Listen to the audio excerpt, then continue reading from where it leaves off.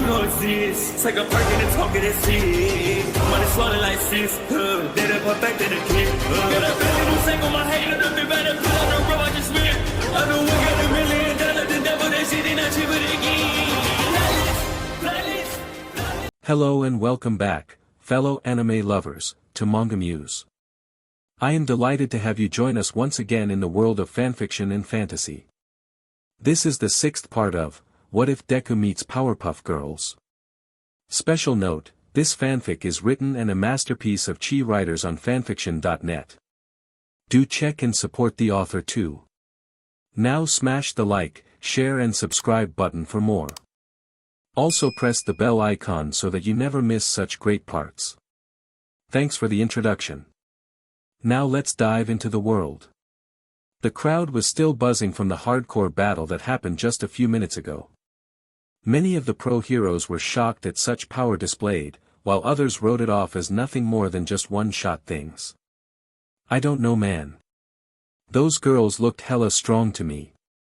A pro hero in a fairy suit said. Nah, those girls' quirks were nothing but flashy lights and tricks, nothing to write about. A guy in a tiger onesie dismissed. You think?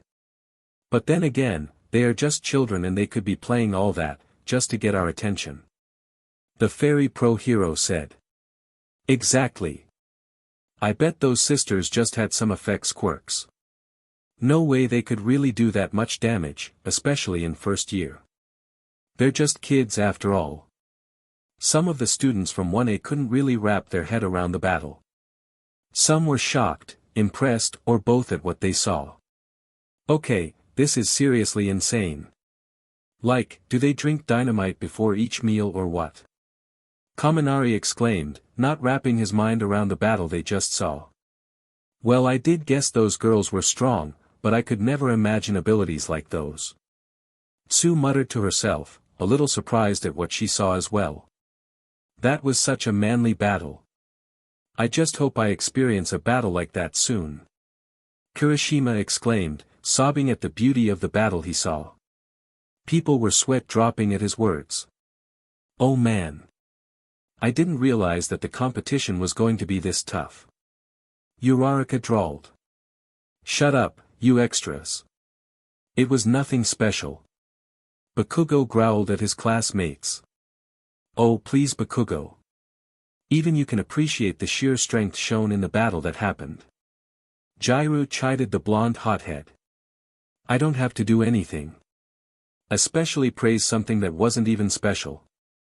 Bakugou continued.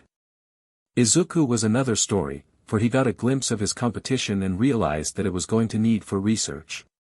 But he could not help picking up a bit of their conversation in the battle and realized that everyone had their own insecurities as well. I hope Bubbles is okay though. He mentally asked himself. Break room.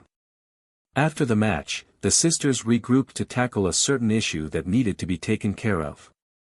So after a quick, mandatory routine check with Recovery Girl, who gave a blunt comment to her new assistant. You know what to do, I expect for you to do it. Making the raven-haired girl a little ticked and left nonetheless. They went to the locker room to have a more quiet talk with one of their sisters. Blossom was sitting next to her youngest sister, as she did her best to comfort her. Okay Bubbles. You have been acting strange since these battles started, we want to know if something went wrong or if someone said anything to you. Bubbles just looked sad and defeated. Come on Bubs. I know you wanted to win the competition, but are you honestly that sad about it? Buttercup asked in an exasperated tone. Says the girl who was ready to burn down a whole stadium, because a certain boy took her points. Blossom reminded her with a smirk. Zip. It. Red. Buttercup said through gritted teeth, a bit embarrassed at herself. She turned her attention back to Bubbles. Come on Bubbles. We told each other that we would always try to help one another out if we are in a situation. We couldn't before but we are here now. So please, talk to us. Blossom asked, with a pleading voice. Bubbles cracked and gave a little sob, for which both girls comforted her through it. It's just that I have been feeling a bit down lately about the battles and what the JRK guy said to me earlier. The two girls wanted to drill for more information, but opted to let her finish her explanation. After a few minutes had passed, with Bubbles mentioning everything about a guy named Shinso, and his comments, just to get a rise out of her. Then early with Todoroki and his familial troubles, both girls understood that the feelings and energy would be a little too intense for her at the moment and wound up getting the best of her. So that's why that guy looked so smug. Blossom said, a realization at that. I'm sorry guys. I know if I was stronger, I could have dash. Stop your crying, you big baby. That made the blonde girl flinch and braced for a telling off. You are not weak at all. I already said that you are just as strong as Red and I are, and I meant it. So you not going let some jealous general studies JRK putting you down for being awesome, right? Buttercup demanded. Bubbles nodded at that. Good. Buttercup sighed. Look Bubs. I get that you were feeling down and out, but you just need to remember that Red and I don't think you're weak at all.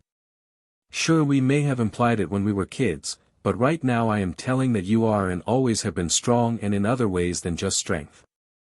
Understand Bubbles? Bubbles gave a small smile. That was enough to put a smile on her own face too, but she wouldn't show that. At that moment there was a small tremor that shook the building a little and the girls in the room.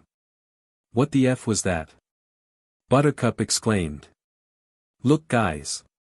Bubbles pointed towards the TV screen and just then they saw a massive iceberg formed on the stage, with their classmate Zero trapped inside, looking frozen.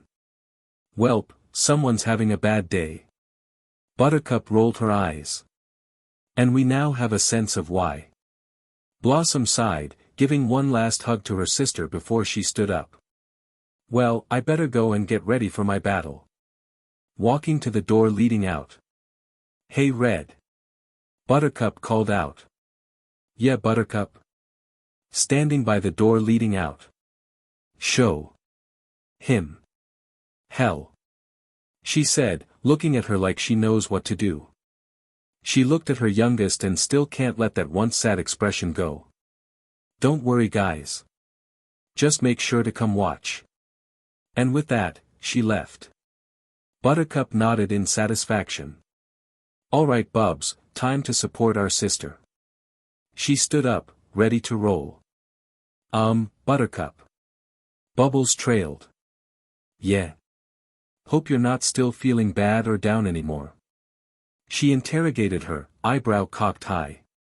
No, it's just, she didn't finish her words, before holding her second oldest sister in tight hug. Thank you. She whispered into her neck. Ah geez. Enough with the mushiness, we are going to be late. She tried to protest, but she didn't really try that hard. Okay Bubs, it's no problem. She reciprocated the hug for another minute, before they finally left. A smile on her face. Blossom was walking down the hallways, on her way to her match. Tying her hair up, she was lost in thought. I wonder how this will play out. She was musing to herself, when a sort of argument was caught by her ears. Shoto, when are you going to quit this foolishness and do what I say? The tone of the voice sounded so angry. She stood to around the corner and peeked into what was happening. I already told you that I won't use your power. I will only use hers. She recognized the voice, it was from Todoroki and he sounded frustrated. Endeavor scoffed, you think that is enough to win in life? To reach our goals? He pressed his son. My only goal is to achieve in life without your useless power. His voice rose slightly with indignation. That didn't sit well with Endeavor. He pulled on his son's arm, stopping him in his tracks, to the slight surprise of Todoroki. Listen here you ungrateful dash, he didn't get a chance to finish before he was shoved right against the wall by an unknown force, not enough knock him unconscious but enough to cause a big dent in the wall. Todoroki was stunned for a second at what happened, before he scoured the place for who or what did that, till he found that there was no other person here. Third match, Blossom K versus Shinso. All I can say is that, after a match like that, I will be needing a warm blanket if I have to continue, Mike said, looking over to his co-host, snuggled in his sleeping bag. So warm and cozy. Hey Shota, can we just dash? Don't even think about it. Aizawa protested. Fine, let me freeze to death. Mike whined, before going back to the match. And now for our third match we have another one of the Kayama sisters, the girl with fiery red hair and extra fire to her smarts, Blossom Kayama. Mike introduced the girl from Class 1A, Blossom walked calmly across the field and into the ring. She looked over to see her classmates and her sisters. Go Blossom! Bubbles cheered loudly. Show them what you got, Ice Princess. Buttercup mocked. But she waved nonetheless. Her opponent is the general studies student, Hitoshi Shinso. Present Mike introduced as Shinso walked towards the ring. Shinso just looked around with his hands in his pockets, relatively at ease. He looked at his opponent with his tired beady eyes, for which Blossom didn't pay much attention to.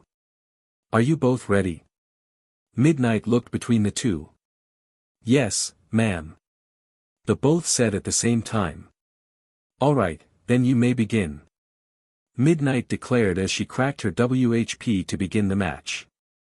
As the roar of the crowd died down, the tension on the stage was almost palpable between the two opponents. Is she not going to strike first? Oh well, might as well have my fun and make her. He smiled at his thought before initiating his plan. So tell me, you're that blonde girl's sister, right? Must SCK to have a weakling like that for a sister, eh? He kept pressing but she gave no reaction but a blank expression. Might be tricky, this one. He said to himself. Honestly, I am not surprised you are not defending your sister.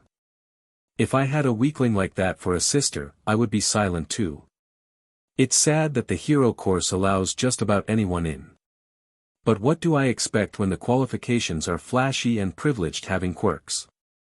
He smiled when he saw she was moving, but it faltered when he saw she was just removing the ribbon from her hair, letting it down her ponytail. People were also confused at the lack of any fighting going on. What is she doing? Is she seriously not going to fight that guy? A student from another class asked. Maybe she has already given up. A student pondered. Sue hummed to herself. Turning to the others. Do you guys have any ideas as to why she is not attacking yet? She asks. No clue. Never pegged Blossom to be so vain about her looks to stop in the middle of a battle and fix her hair. Kaminari shrugged as he remarked. Maybe she thinks he is too strong to face. No shame in giving up I suppose. Uraraka commented with a reassuring smile. Hey Deku, what do you dash? She then saw Izuku as well as the sisters looking intensely at the scene. She didn't know why they were watching, while it seemed like nothing was happening. Honestly, I heard that the hero class was full of snobs and wannabe heroes. But I didn't think they would be so vain as well. Let me guess, you did that as well when you were fighting those weak but villains. I bet they were nothing major, but still managed to make you all famous. He was starting to get annoyed at the lack of response. Blossom was looking at him with a bored expression, as she now adjusted her ribbonnet into a headband. Don't just stand there. Answer me. What, you think suddenly you're in hero class, you're too good to speak to us non-heroes? Stop basking in your glory. Your sister would have dash. How about you take your own advice and start the battle already? Blossom calmly but sternly replied.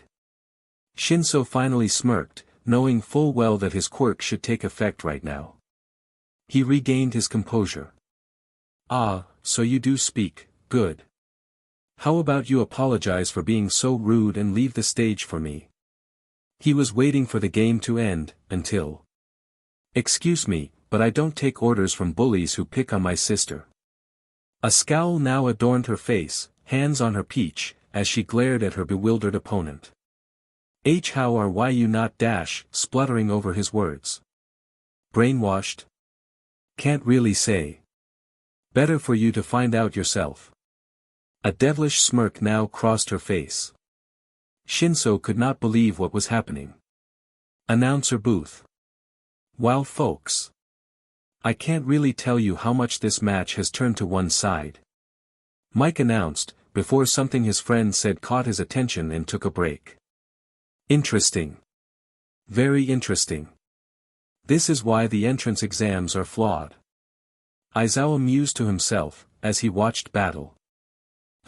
Why's that? Mike questioned, turning away from what seems to be an unproductive match. I have some information compiled about our competitors.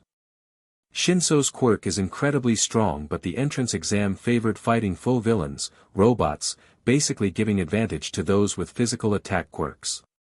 Shinso wouldn't have been able to rack up any points with his quirk. I highly disagree with you there, Shota.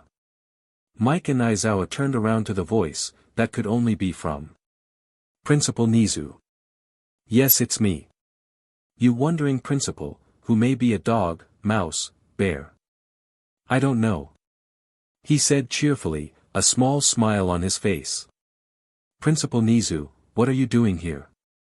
I thought you would be at third-year sports competition. Mike questioned. Right, you see, I wanted to stop by and take a look at this year's competition for a change and see who catches my eye. He explained as he walked over to the two. I see. Aizawa drawled. Indeed. Now, I was making a point of how I do not fully agree with your judgment. On the matter of how the entrance favors strength quirks than the rest. Oh, Mike sounded intrigued. He nodded with a smile.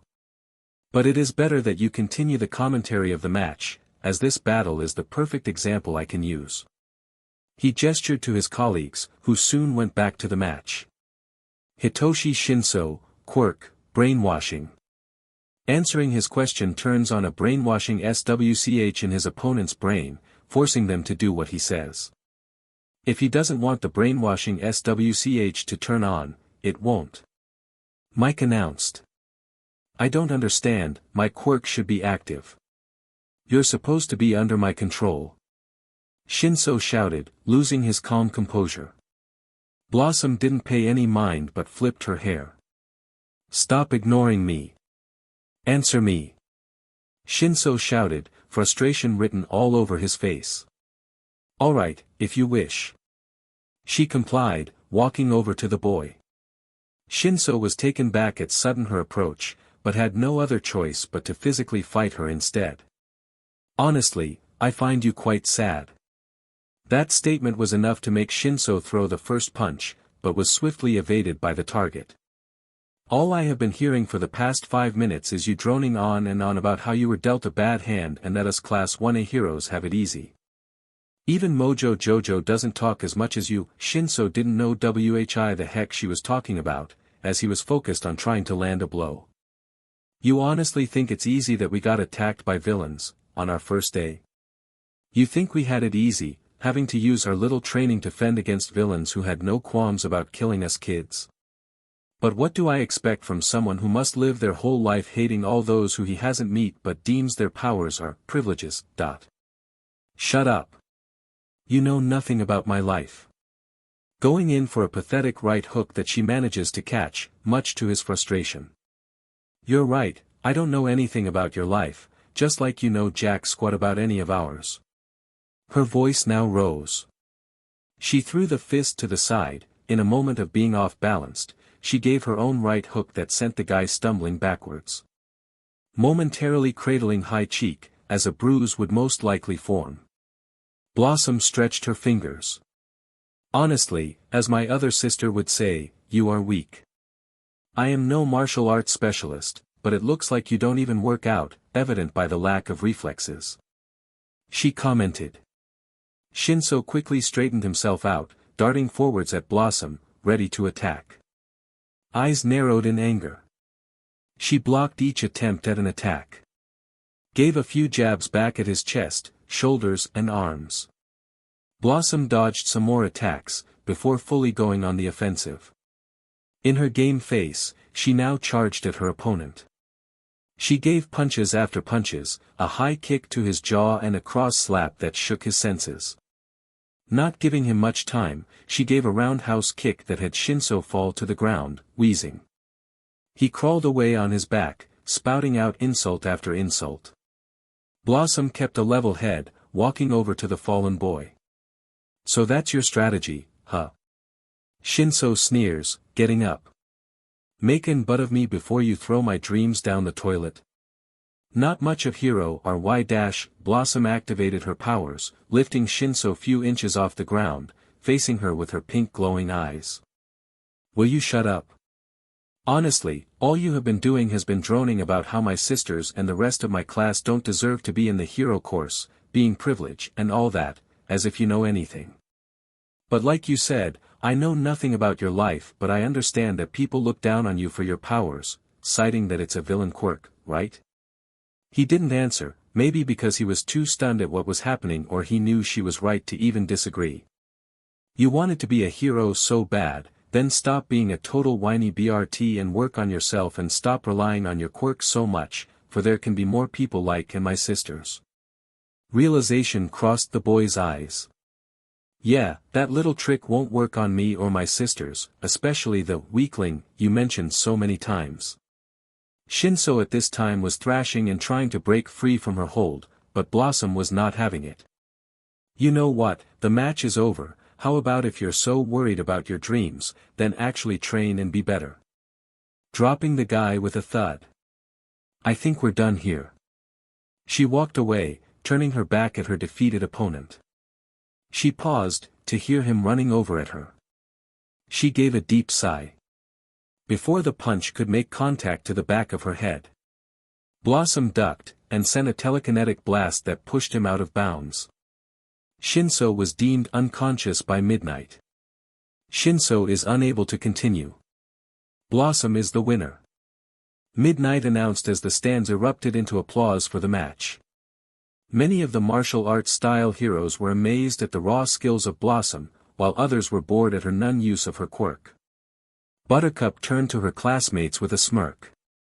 Anyone still think that she was afraid to fight or not taking it seriously? She asked rhetorically, seeing all the blank faces. No. Certain people said in unison. While some of her classmates were impressed by Blossom's lack of use of her quirk. Some were looking at her with utmost focus, certain thoughts going through their head. That blast. Could it be? Blossom left the stage with a blank face, but inside she was holding back a smirk. Announcer's booth. "Wow Shota, did you see that? You really have some real kick as students this year." Mike exclaimed, quite impressed at the battle he saw. "Well, I can still see some holes in her strategy. Underestimating her opponent is one thing." Aizawa commented. "That is my cue to argue." The Chimera said, a small smirk that could be passed off as innocent. "How so, Principal Nizu?" he questioned, unamused. "First off, to your early statement about the entrance exams. I can see to an extent that it seemed we worked the exam around those students with strength quirk or destructive ones, but I must remind you that this is a hero school and as such we also look for ways of how our students deal with villains, other than with brute strength of course. I must also remind you that certain students in your class have, dare I say, non-combative quirks that still made it on to the hero course. One such as Ochiko Uraraka, Toru Hagakure, and at the beginning, Koji Koda, who used their innovative minds to make do with what they had at that time. And I have not even talked about some of the other students in Class 1B. Mike hummed, "That is true." Looking at the logic of the whole situation. Nizu nodded. And in any case, this match has proven to me that, although Shinso Hitoshi has a powerful and useful quirk, he has rather relied on it too heavily to really work on something else. I believe you have this saying Shota, you can't be a one-trick pony type hero or something like that.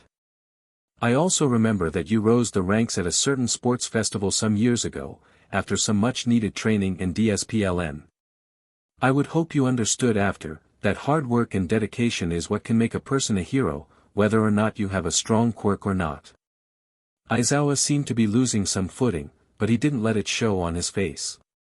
He still believed that the exams were still a little biased. Nizu turned to look at Aizawa directly. Honestly Shota, I am surprised that you even forgot the student Mirio, who might I add is well known around the school as part of the famous three, and his quirk is not really a strength-enhancing or flashy quirk. He didn't reply, just shifted his eyes as if he didn't really consider all what the principal said, just shrunk in his chair with a sigh. Nizu, with a slightly bigger smirk than before, knew that he had essentially trumped out the tired teacher's logic and left it at that, as he left. As Blossom went to regroup with her sisters at the stands, she was welcomed back with a thank you hug from Bubbles, who enjoyed her big sister beating the CRP out of the guy, for which Buttercup couldn't have said it better herself. She was glad that it made her feel better, in a petty and sadistic sort of way. She however, felt a pair of eyes stare at her from across the row, but didn't act upon her suspicions, leaving it for another time. The rest of the first round match went on as normal. The next match was between Kirishima and Tetsu. Everyone watched closely upon the match, wondering how two people with such similar quirks were going to fight. Well, according to Buttercup, it was not much different than a boxing match, where the goal was who can knock out the other with a single punch. She was impressed at the two muscle heads being able to give and take a punch from one another. She did notice Green Bean was jotting down some ideas in his notebook from the fight. His mumbling was annoying, but she unfortunately got used to it. Bubbles was her happy, bubbly self, talking with the Coda guy, which was good and all. She did notice Blossom was watching the redheads match, quite closely if she was being honest, but chalked it to her being a massive nerd who likes to analyze stuff like a certain greenhead friend she knew. The match however ended in a draw that would be later decided with a tiebreaker. Most people were impressed with the durability of the two students' quirks in the end, and how there is potentiality in its offensive and defensive capabilities in a fight. The next match was between Ida and Hatsum. The moment they stepped onto the stage, Blossom had a feeling that the eccentric inventor was up to something, seeing the support gear that her male classmate had on. She told her sisters about her time working with the said girl and how smart, innovative she was, but she was also a bit crazy. The girls didn't understand what she meant by that, until they had a good view at the girls' support gear showcase. For the next 10 minutes, she used Ida to unveil and showcase her products to the support companies, describing her babies in loving detail and how it could be used in the field. Phew, May wiped her face of sweat. I believe they've seen it all now.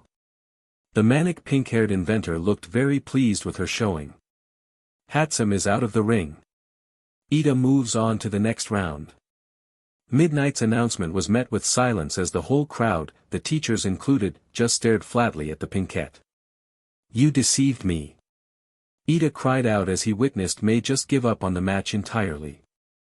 He was almost hunched over in disbelief as he stared at her in shock. Sorry for using you like that, May apologized, but she was still lightly chuckling under her breath at how well her plan had worked. I really dislike you.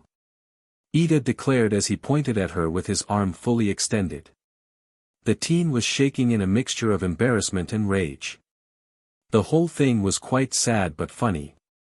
Buttercup was doubled over in laughter at the whole situation.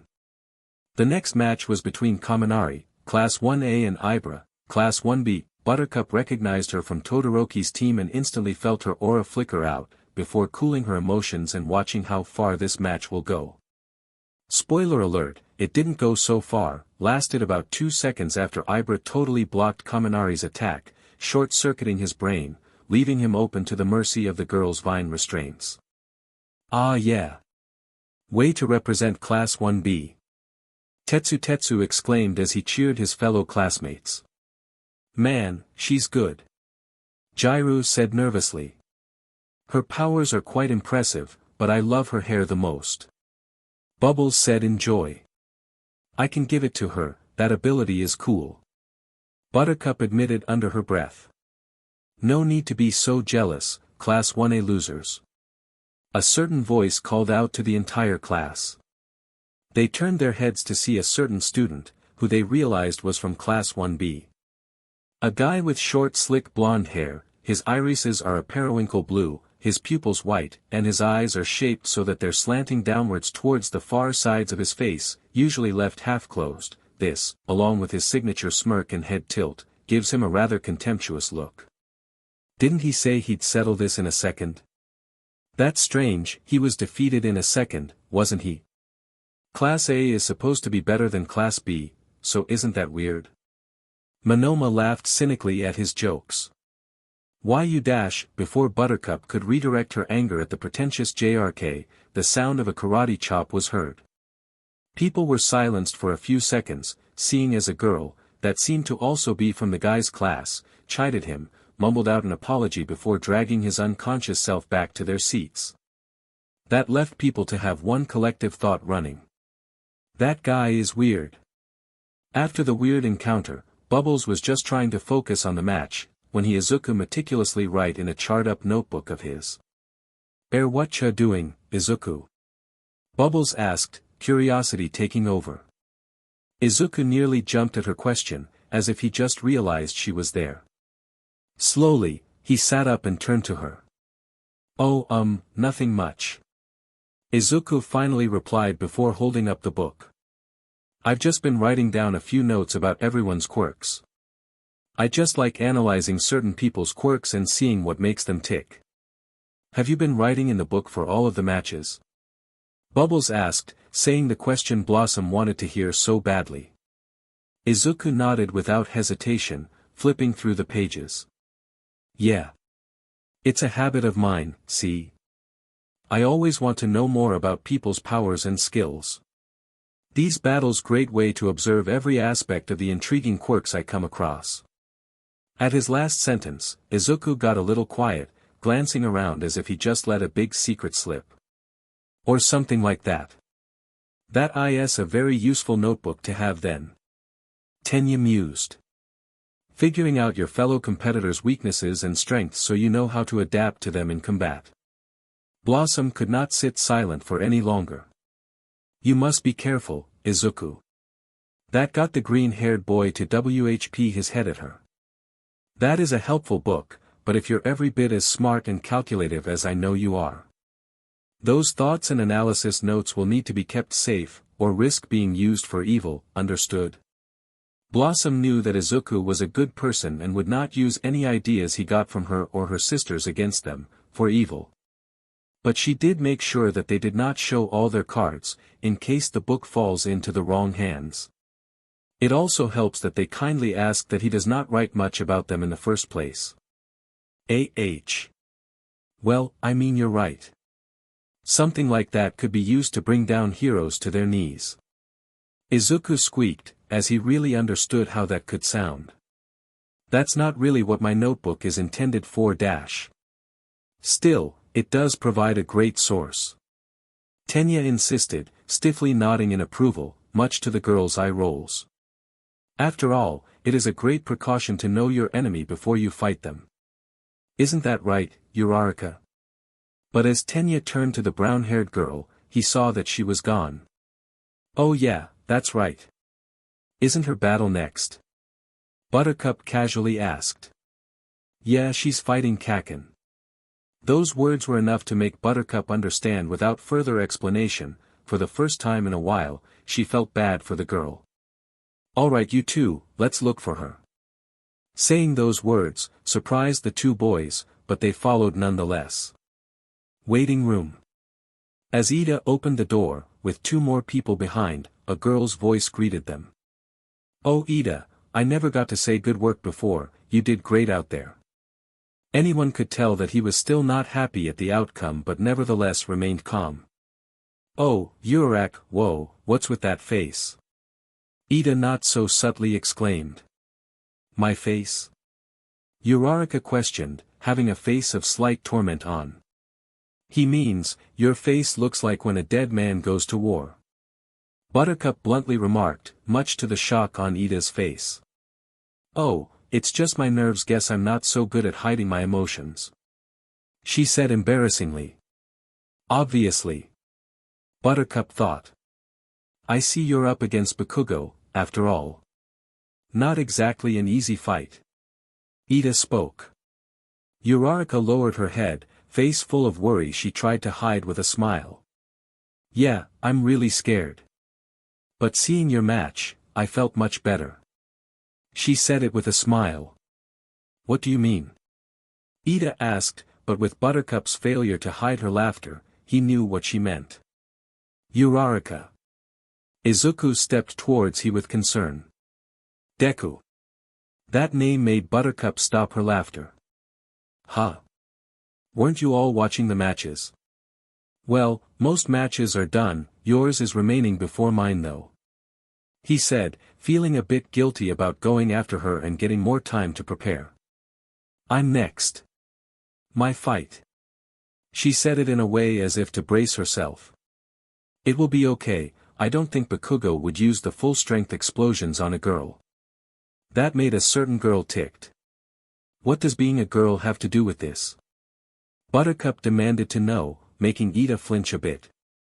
Nothing, I was just implying that Bakugou might go lenient and maybe would not dash. He tried to justify and explain himself, but was cut off by the green-haired boy.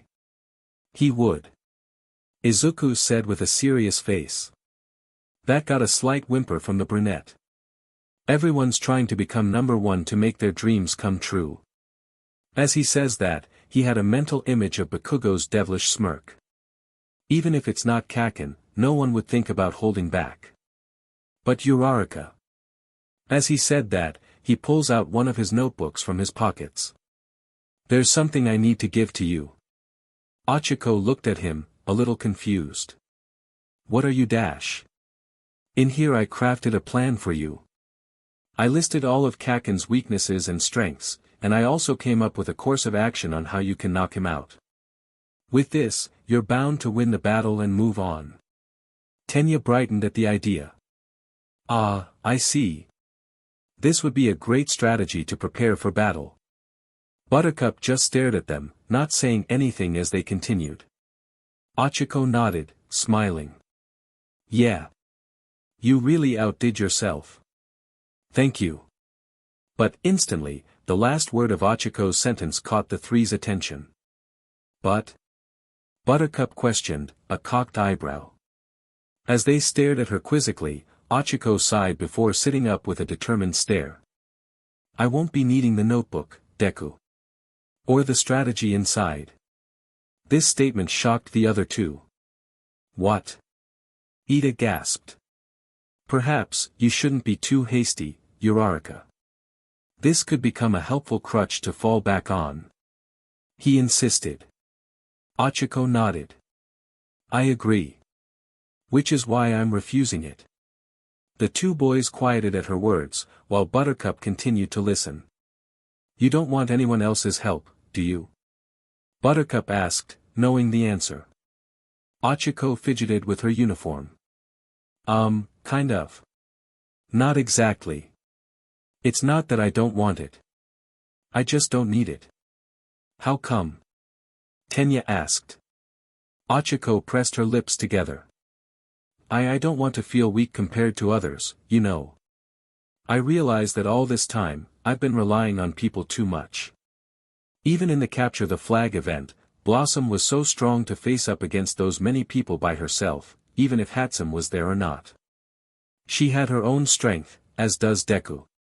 Izuku's eyes softened. Uraraka dash. It's okay.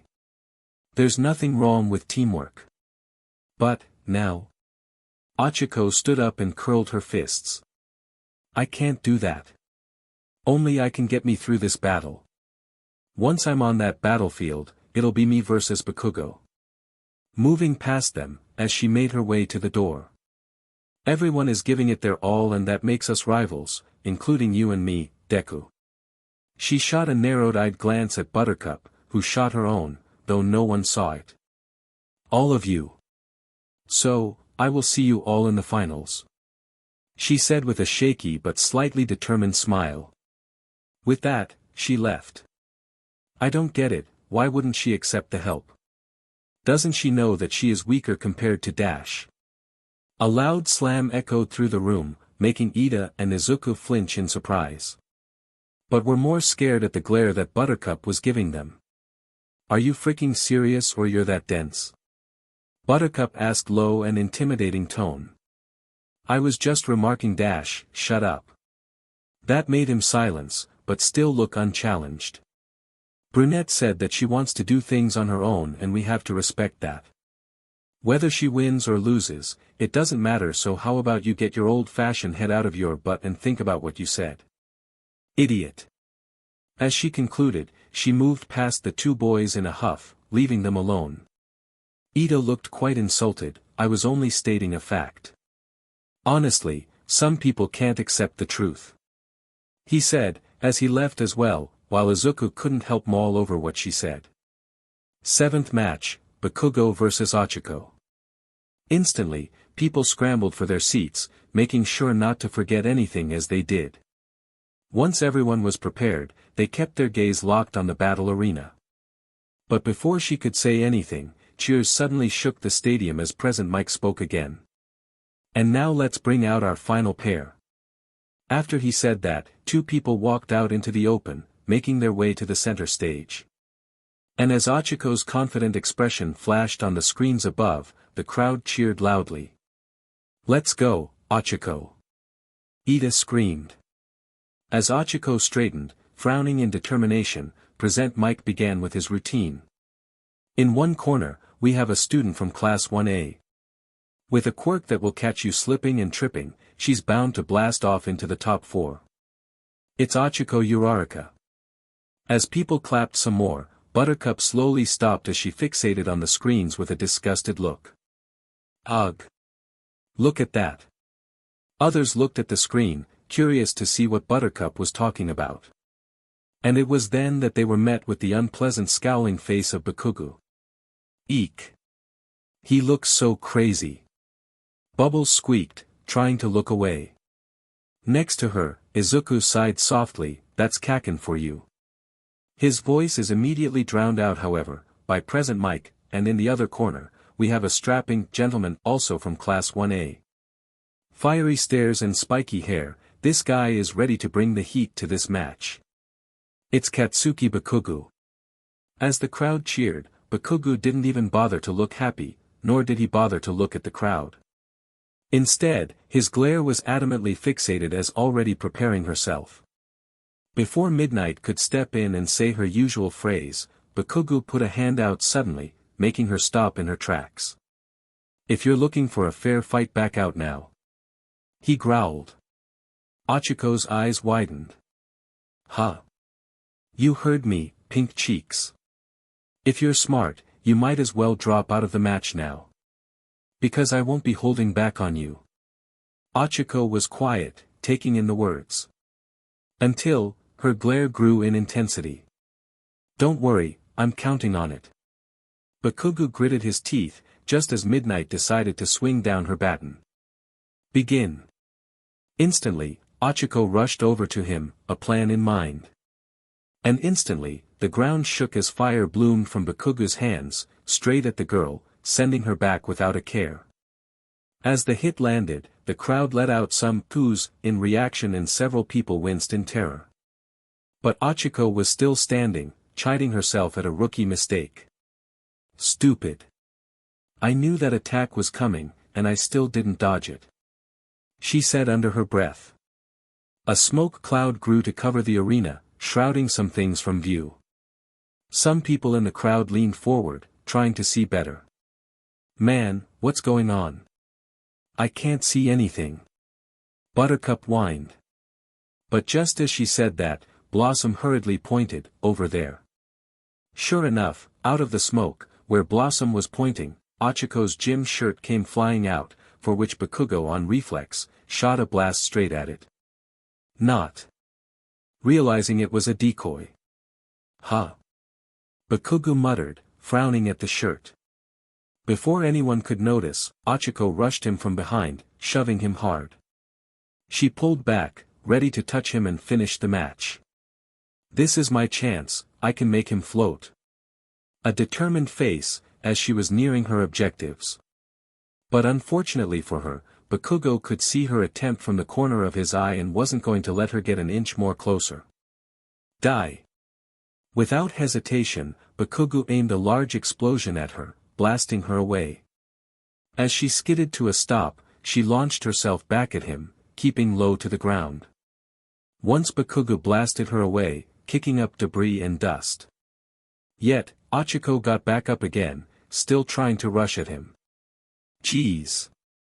This dude is demolishing her. Kaminari said in horror. The guy is a beast. Shiro added. Is she okay? Sue asked, a worry undertone. The girls were also having several expressions. Bubbles was worried for her classmate, Buttercup and Blossom were keeping an observant eye on the match. Each side, having different sights set. Looks like she's not resting between attacks, despite being exploded. Poor girl. Present Mike said solemnly. Each time she was sent back with an explosion, Ochako popped back up again. Izuku and Tenya were looking at the scene with horror-sickened the while, the crowd watched with bated breath and judging eyes. The latter seemed much more apparent as people began to murmur among themselves. She looks like she's getting desperate. Her attacks are sloppy. What a disgrace. He should be ashamed, laying hands on a girl. A certain hero said. The last sentiment was starting to be echoed by a majority of the audience, taking the girls for a loop. What the hell are these people saying? Buttercup exclaimed, getting riled up. Second time someone said that. We're saying that this guy should stop hurting a girl.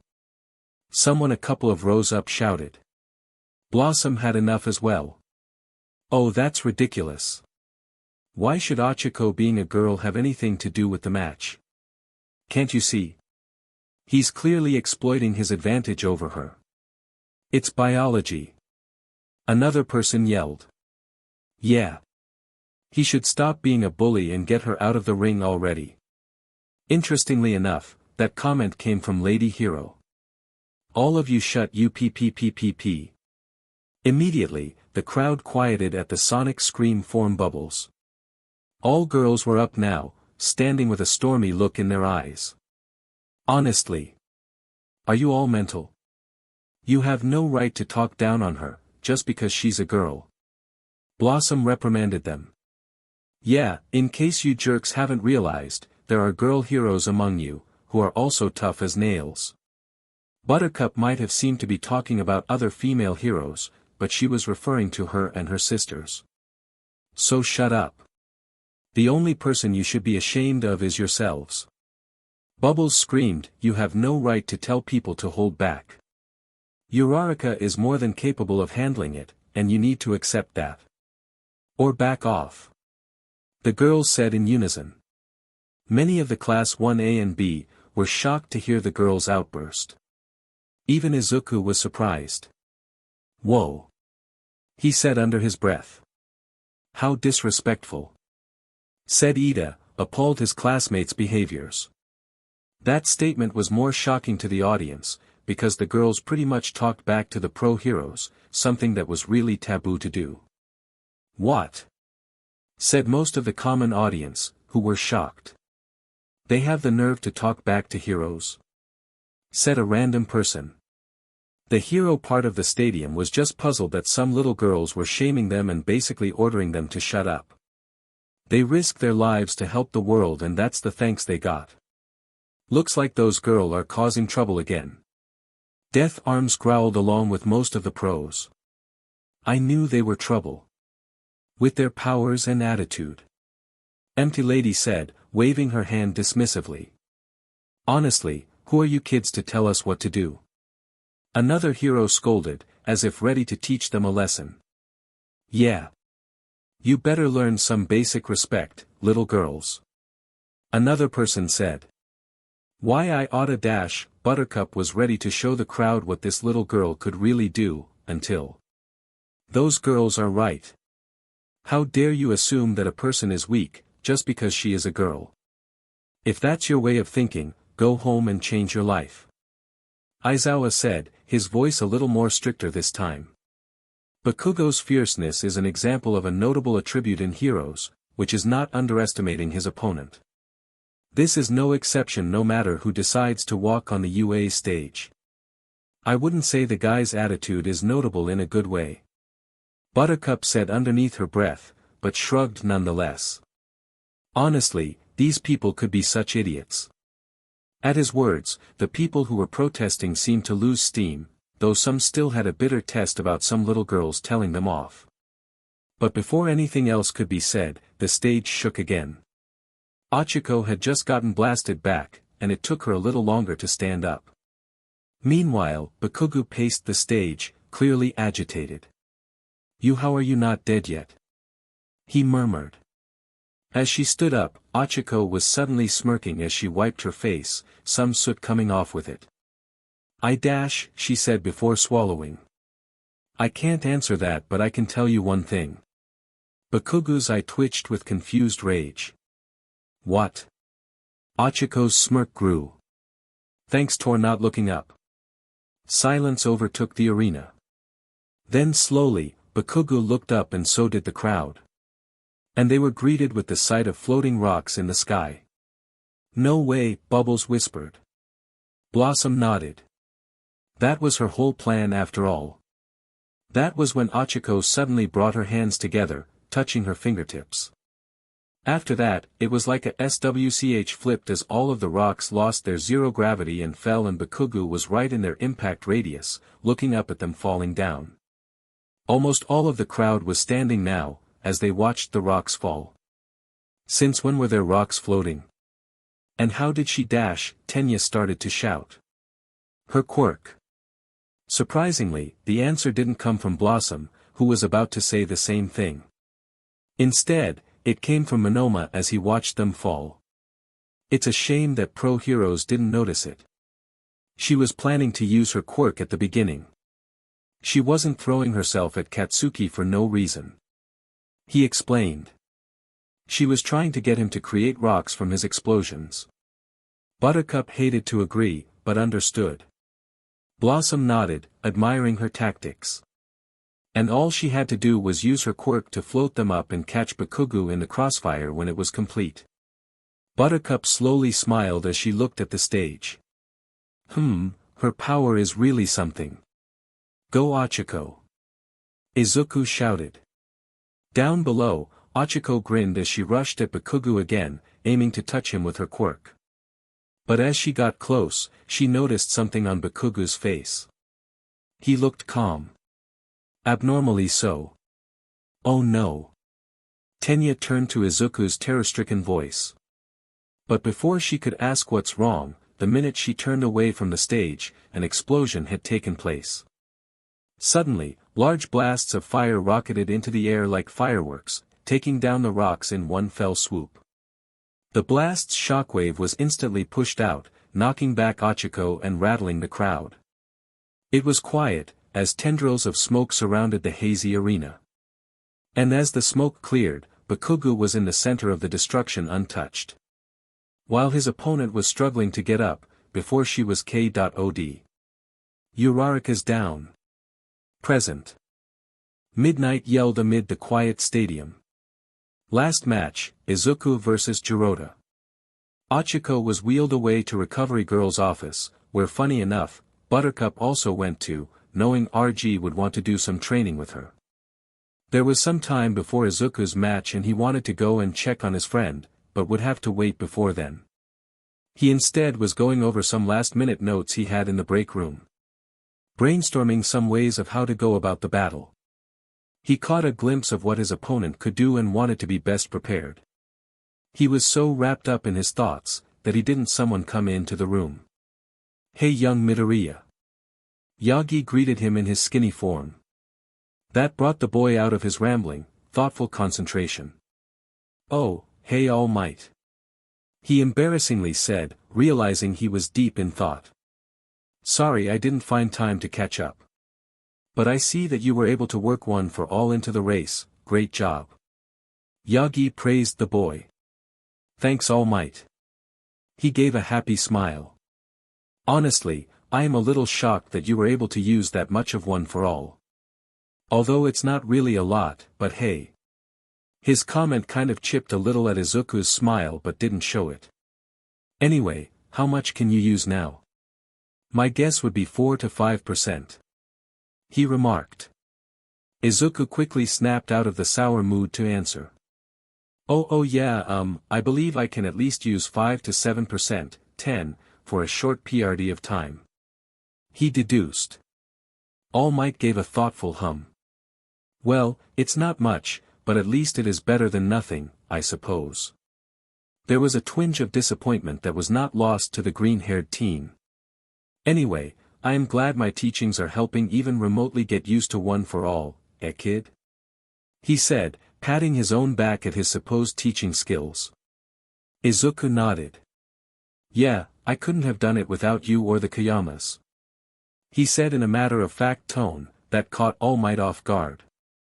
Oh, what do you mean? Confusion in his voice. Well, I asked for their help with training me for the last few weeks leading up to the sports festival, taking a week off to practice by myself. They gave me some great advice and got me thinking of incorporating some certain moves into my arsenal. The teen said excitedly to his mentor. Yagi didn't know how to respond, not really knowing how he felt about those three girls. They had impressive abilities and their strengths are exceptional, but they look to be ones that won't follow basic instructions and will do their own thing. Today's outburst showed that they do not respect the other heroes. In this hero society, we must follow the laws and regulations, if we are to uphold balance in the society. And respect one another. He only hopes that his young protege does not get drawn astray by these said girls. All Might. The voice brought him back from his own thoughts, to see the boy was slightly worried. Oh, nothing to worry about, young Midoriya. Good job and yeah. Make sure to give it your all in the next match. All the best. Saying that, he left the boy a little surprised and confused. Okay. Let's get started with the next match. Present Mike declared to the stadium and the cheers of the crowd. For this match we have the green teen from the Hero Course Class 1A, it's Midoriya Izuku. He introduced as Izuku made his way towards the ring. You go Deku. Tenya cheered. You go Midobro. Kirishima cheered also. Come on Green Bean. Show them what that big brain is made of, nerd. Buttercup hollered. Many people thought she was making fun of him, but Izuku knew that she was giving him a much-needed encouragement boost. Izuku took in a deep breath, and then exhaled, all right. Let's do this. Facing him down is the beast man from Hero Course Class 1B, Jirota Shishida. Present Mike introduced Izuku's opponent. Jirota walked into the ring with a straight face and stood across from Izuku. He made no sound as people from the crowd were cheering on, especially those from his class. Alright, are both competitors ready? Midnight asked the two teens as they stood across from one another. Yes. Jirota replied. Ready. Izuku agreed with a determined look, as he took a ready stance. Then you may begin. Midnight started the match with another sharp crack of her WHP. Right then, Jirota's form had changed. His size increased significantly, his hair grew thicker and shaggier, and his fangs became more pronounced. He looked on to his opponent with a devilish grin that made Izuku have to hold back a flinch. Jirota Shishida. Quirk, Beast, allows him to transform into a large, monstrous beastman. This form drastically augments his strength, speed, durability, and senses of hearing and smell. Mike said. The smile Jirota was giving, was of a predator eyeing his prey, as they planned to attack. As quick as a cheetah, he pounces at Izuku, an inch before his claws made contact to the green teen's body. Izuku was mentally thanking any god up there for his quick thinking and quicker reflexes. Unfortunately, Jirota was not letting him dodge so easy. He attacked again, delivering a strong kick that sent the boy tumbling, landing on his stomach. Yikes. That guy could probably duel Fuzzy Lumpkins on a one-on-one match. Buttercup commented, for which her sisters nodded in agreement. For the past few minutes, Izuku was doing his best to evade the beast man. Heck, he was even trying to land a 5% OFA punch onto the guy, but true to his quirk, he heard the crackling sounds and managed to dodge Izuku's attempt at counter-attacking. Jirota was one with his animalistic side and Izuku was having his own difficulty. With his strength and durability, Izuku was barely managing his own, even with 7% OFA against the guy. "What's wrong, little boy? Not used to fighting someone bigger than ya?" Jirota asked in a mocking tone. That made Izuku's frustration grow and he dashed towards him with his 7% OFA and braced to deliver a punch. Jirota dodged the attack, countered with a swipe of his arm, that sent Izuku sprawling across the field, almost reaching out of bounds. "I am getting nowhere with this." Slowly standing up, he thought to himself. "What can I do to at least not get hit?" He muttered, before coming up with a plan. "Okay 1A, hero boy. Time to end this," he said amusingly. He charged Izuku, down on all four limbs. He bared his fangs, ready to finish it. Izuku was still, turning his back at his opponent. "Oh no! What is the guy doing?" Kaminari exclaimed, fearing that the green-haired boy was giving up. "Hey! Izuku, do something!" Mina shouted. Bakugou was busy smirking to himself, thinking that Deku had finally come to his senses and was doing the right thing. Once a Deku, always a Deku. OSHT. The guy is going to get creamed. Buttercup said, worry in her tone. "I don't think so, Buttercup." Bubbles calmly said. "What? How do you know that?"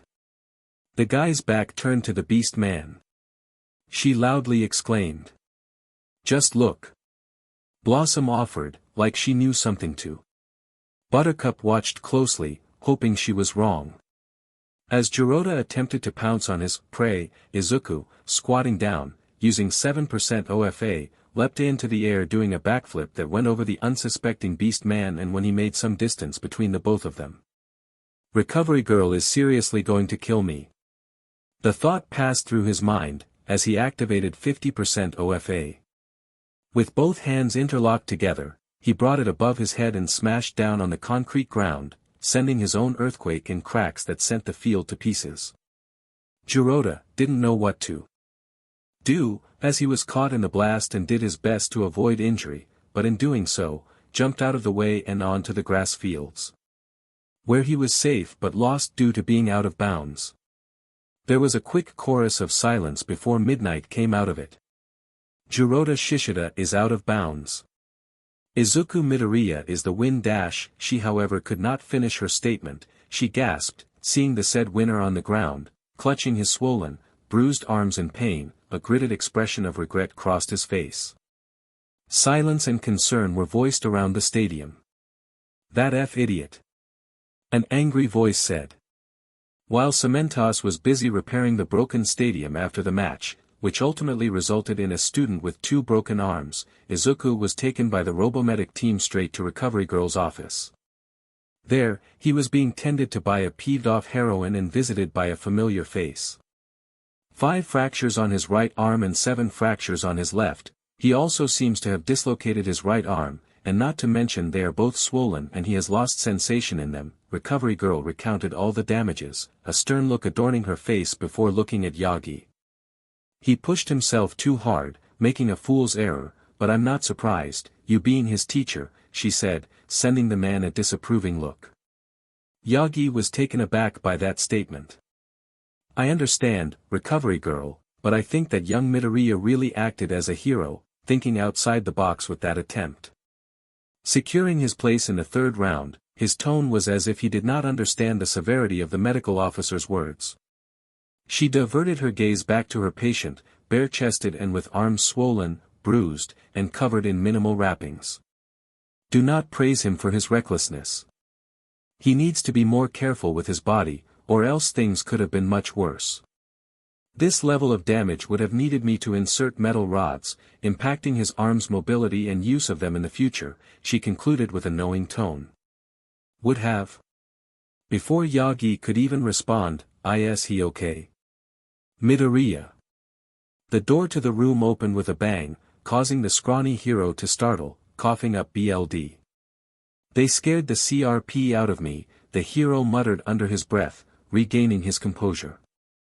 In came some of his classmates, Sue, Ida, Uraraka, Koda, Blossom, Bubbles, and Buttercup, the latter looking a bit peeved. Uraraka turned to politely address the skinny man. "Hello, sir," she said, giving a small smile and a wave. They all stepped closer to the boy's bed. "Oh, Izuku. Are you okay?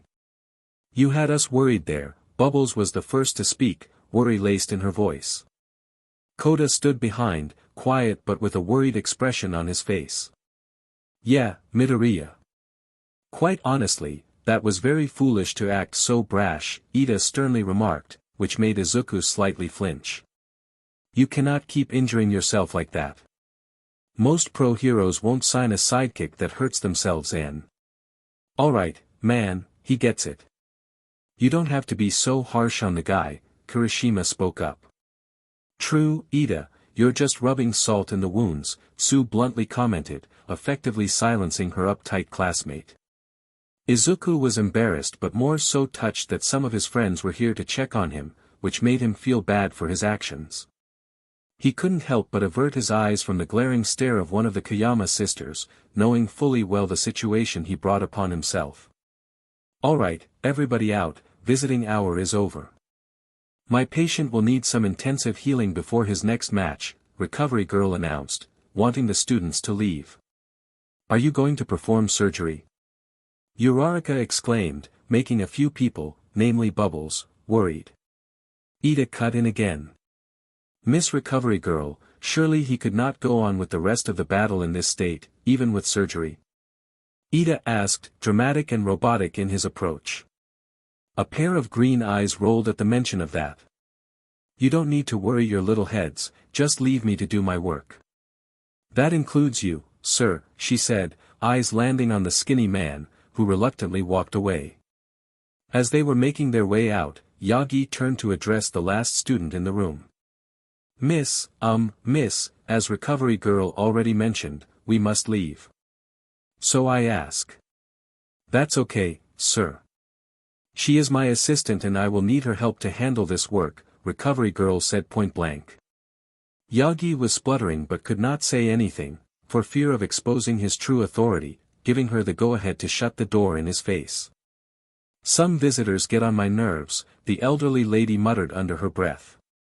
She briskly moved to the other side of her boy's bed. "Alright, let us get started. I presume that someone will come shortly to assess if this troublemaker will be able to compete or not. Recovery Girl, I want to say I am really sorry for wasting your time and I know what I did was foolish, but OW." He was cut off by a punch to his arm, by none other than Buttercup. "Yeah, it was stupid of you," she commented with an eye roll. Recovery Girl had a good giggle before composing herself. "Alright, that's enough, young lady. I wanted you to stay so that we may finish this quickly and he does not have to get surgery. Now focus." Recovery Girl sternly reprimanded the raven-haired girl. Buttercup cooled her temper, just a little, and placed each of her hands on the boy's own. The latter already knew what was going to happen but still had a slight blush at the gesture. Recovery Girl saw this but paid no mind, focusing on guiding her assistant.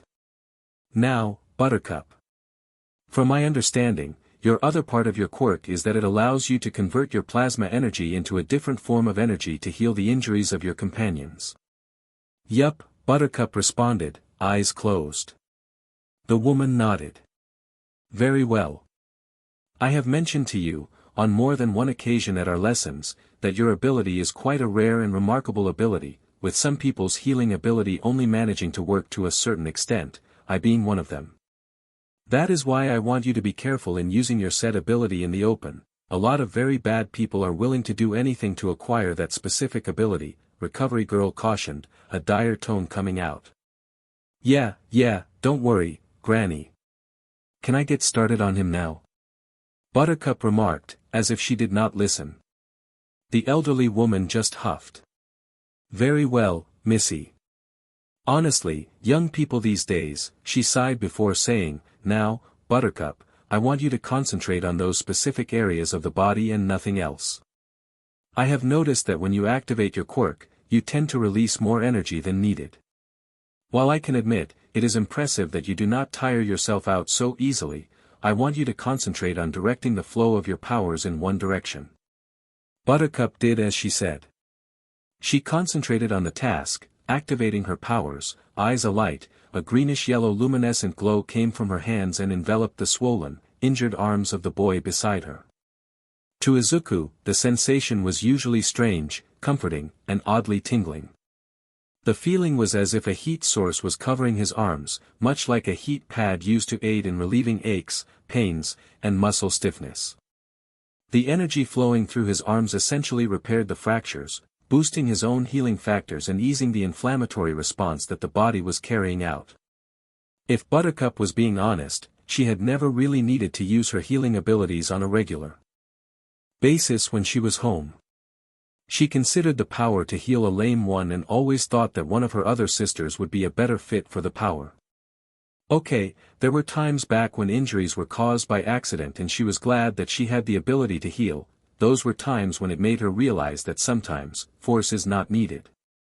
Sometimes.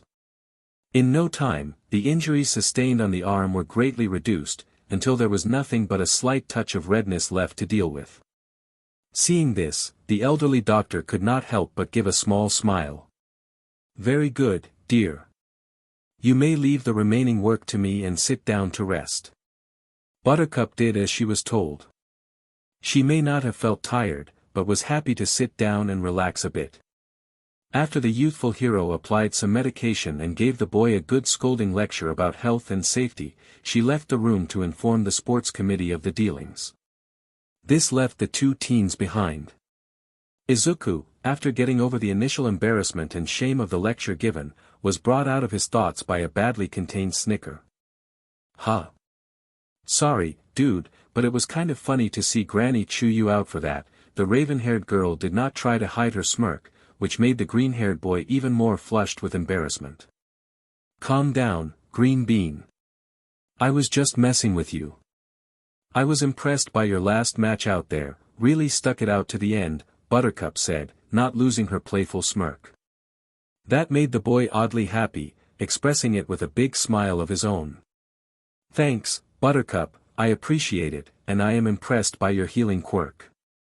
I knew that it can heal a wide range of injuries, but seeing it up close makes it all the more amazing. Yeah, especially if you're usually the patient I get to show it off on. Guess that's the lucky part of you being reckless, huh? She said, raising an eyebrow at the guy, who looked sheepish once again. Before either of them could say another word, the door opened. In came Midnight. Oh, hello there, students, Midnight addressed them, eyes now on the boy. Izuku, I just saw Recovery Girl, and she informed me that you are all right to continue the rest of the competition. Is that true? She asked. Why yes, Ms. Midnight, I'm perfectly fine, Izuku said, lifting up his arms to prove his point. She nodded. Very well, then I suggest you finish up here and get moving. That goes for you too, Buttercup, you don't want to be late, do you? She asked, a smile on her face. The two shook their heads no, and off Midnight went. Buttercup eagerly stepped down and walked towards the door. Alright, Green Bean, we better get a move on. Blossom's match is going to be next, and I don't want to miss her going up against Candy Cane Head. Wait, what? But she had already left. Izuku got off the bed, and as he was putting on his shirt, thoughts were going through his head. She must have meant Todoroki. I wonder how he will face off against her. Better find out. After the group was escorted out of Recovery Girl's office, they quickly disbanded, leaving the two PPGs and Koda to walk around before the Redhead's next match. Do you think that Izuku will be alright to compete in the next match? Koda surprisingly asked. He has been getting comfortable around the girls, mostly Bubbles, as of late. Bubbles was brought out of her thoughts and smiled. Don't worry, Koda. Buttercup is there with Recovery Girl, and it will be fine, Bubbles replied, a gentle and reassuring smile of her own. Bubbles is right. Honestly, I am more worried for what Buttercup will do to Izuku after she heals him, she said, a giggle escaping her lips. Suddenly Todoroki stepped out of the corner and appeared in front of the group. His eyes stared ahead, gaze landing on the girl with a bow. The said redhead caught on to his gaze and knew that a talk was not so avoidable at this point. I want to speak to her. Now, not a request, but nothing short of an order. Bubbles was not liking the guy's attitude and wanted to call him out on it, but a steady hand rested on her shoulders, stopping her from doing that. Blossom. She looked back to see her sister was giving a serious but reassuring smile of her own. It's okay, Bubbles. You and Kota go back to the stadium and watch the rest of Kirishima's match. I guess I'll have a chat with Todoroki. She turned her gaze onto the boy and gave a warning, don't try anything with my sister, type of warning. With that, the big lug and the blonde girl left, although the latter seemed a little reluctant, she knew that her sister would be fine. As she was moving forward, she could not help but cast a sympathetic gaze onto the boy, for which he ignored it. When it seemed like the two were gone, Blossom gave a small but cautious smile. Hello, Todoroki. Are you here to check on Izuku? He should be doing alright right about. Todoroki interrupted, I am not here to see him. Oh. Blossom said. Though I am glad he didn't quit. I did make a promise to beat him in this tournament, and him forfeiting will make winning much less satisfying, he said, an icy tone coming to the surface. Blossom did not like his response but wanted to give the guy the benefit of doubt. Look, Todoroki, I understand that you, he interrupted again. You know nothing of what you saw. Besides, I didn't come here for idle chit-chat, he said. Oh, and what would that be? Blossom curiously asked, though she had an idea why. Todoroki slowly began to walk forward, never faltering his gaze with the girl. I don't know what your angle is, but if you expect a thank you, then you are sadly mistaken. We both know that you can get in trouble if he found O. So you're going to tell him? She did not wait for him to finish, neither for an answer before continuing. Look, Todoroki, I don't want any trouble, so I will just leave you to your world. With that, she walked past the boy, barely taking 5 steps before a miniature ice column erupted in front of her, causing her to step back in surprise. She looked back at the boy, an annoyed expression present. I just came to remind you that I won't make the same mistake like last time we battled. You are just another stepping stone for me to achieve my goals, and I will not be defeated by you. So don't say I didn't warn you, he said, his tone was full on intimidating. The once annoyed look that adorned her face gave rise to irritation. Her eyes were slowly glowing pink. Hey, guys, what's going on? A familiar called out, promptly causing Blossom to take a breath and turn her head away from the bicolored-haired boy.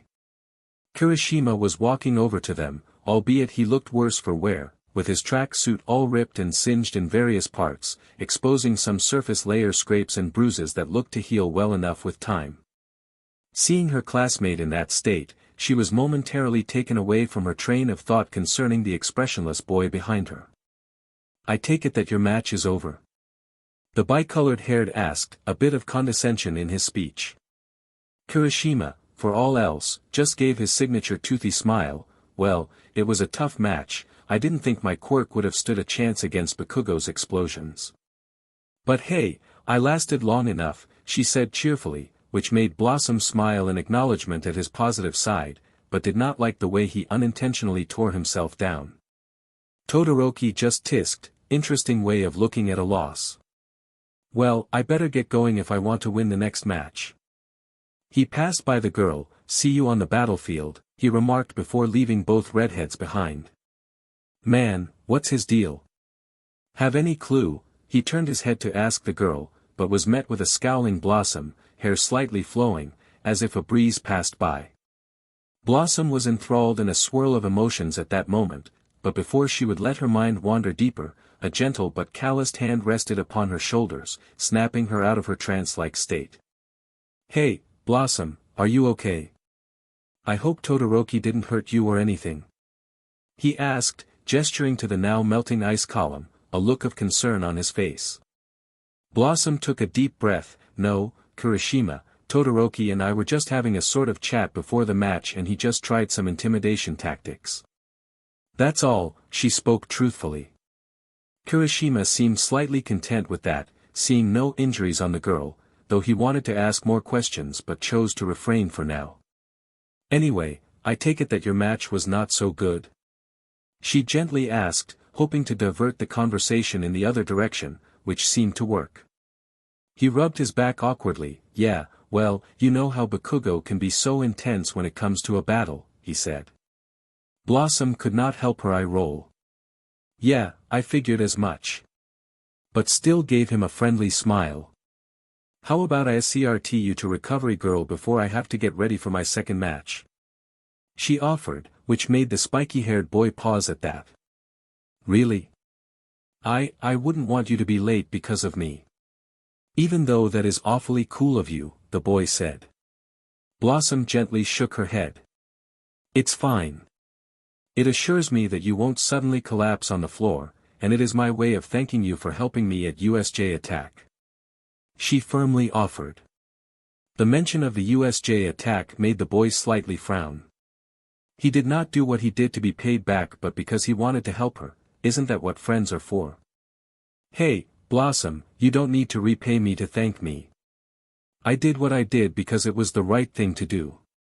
Besides, you ended up helping me in the end also, I should be the one still be thanking you." His serious tone gave way to an appreciative one, flashing a comforting smile towards the other redhead. Blossom was silent for a moment, till she gave her own smile and silently agreed as they walked towards the medical room. 9th round, Kayama Blossom vs Shototodoroki. Welcome back everyone. So to recap from the last battle. It was izukumidoriya vs Jirota Shishida, with the former being the victor. Now, we all saw the young boy in pain, but I want to reassure you all that from the medical report we got from Recovery Girl, izukumidoriya is safe to compete and move on to the next round. Mike announced. The crowd gave a wave of cheers. "Alright, we will commence the next match shortly, so I advise that you all get to your seats," Mike informed. As Izuku and Buttercup found their way back to the benches, the former was bombarded with questions and concerned individuals. "Wow! Izuku, you seem much better now," Uraraka exclaimed. "Yeah, Izuku, Recovery Girl must have a really strong quirk. I thought those injuries would have gotten out of the competition," Mina commented. "At least you can still compete, huh man?" Kaminari said. "Yeah.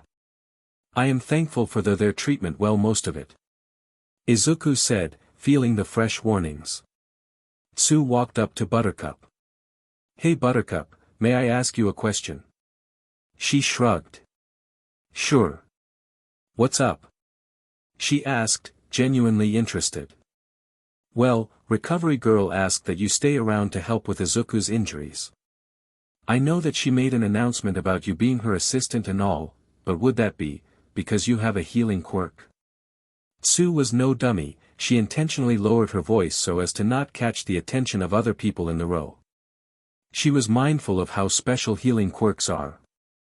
Buttercup took a moment to think, but ultimately decided, "Yeah, I do." "Is that a problem?" She doesn't really have a problem with Tsu, she found her as one of the only few in the class that she found cool. That being said, she also wanted to know if she had any problem with that. She shook her head, "Nope. Just wanted to confirm my suspicions, that's all," she said honestly. "Alright." Yeah, she knew she couldn't trust everybody, but she could tell who was okay with her and her sisters. And speaking of which. "Alright everyone, let's give it up for our next battle round," Present Mike exclaimed, his enthusiasm matched by the screams of the crowd. "Alright. Now for our 8th round, we have the fiery redhead of Class 1A. A lady girl that no stranger to the art of a calm mind, Blossom Kayama." Todoroki stared across the stage as his opponent made her way up the steps, her pink eyes locked onto his, with an underlying level of cool and DSPLN. But behind them, there was a storm just wanting to be let out and roam. She took a deep breath and focused on her opponent. Versus a guy who can pull out a glacier out of his pocket. From the hero course, shototodoroki. As the crowd's cheers rang through the air, the two combatants drowned it out as they focused on each other on stage. Todoroki was sending out a cold, icy stare that Blossom did not let phase through her persona, not unless she wants things to get ugly. I already told you. I won't underestimate you or your little tricks this time. He calmly but firmly stated. Blossom nodded in response. Let's see about that. Blossom, oh so confidently stated. And Todoroki narrowed his eyes at her. The teachers all eyed the pair on the stage beneath them with a curious eye. All Might especially was unsure how this was going to turn out. He had seen both in action through the weeks, especially today, and still couldn't tell who would take it. This was a battle of power versus versatility, brute force versus technique. It was for sure a coin toss for him. Now people, let's see what these two are made of. The crowd's cries died down as Mike readied them for the show. Both combatants heard the call as well, bracing their bodies and readying their stances. Soon everything went silent, the only thing that could be heard was the rustling of the breeze. Start.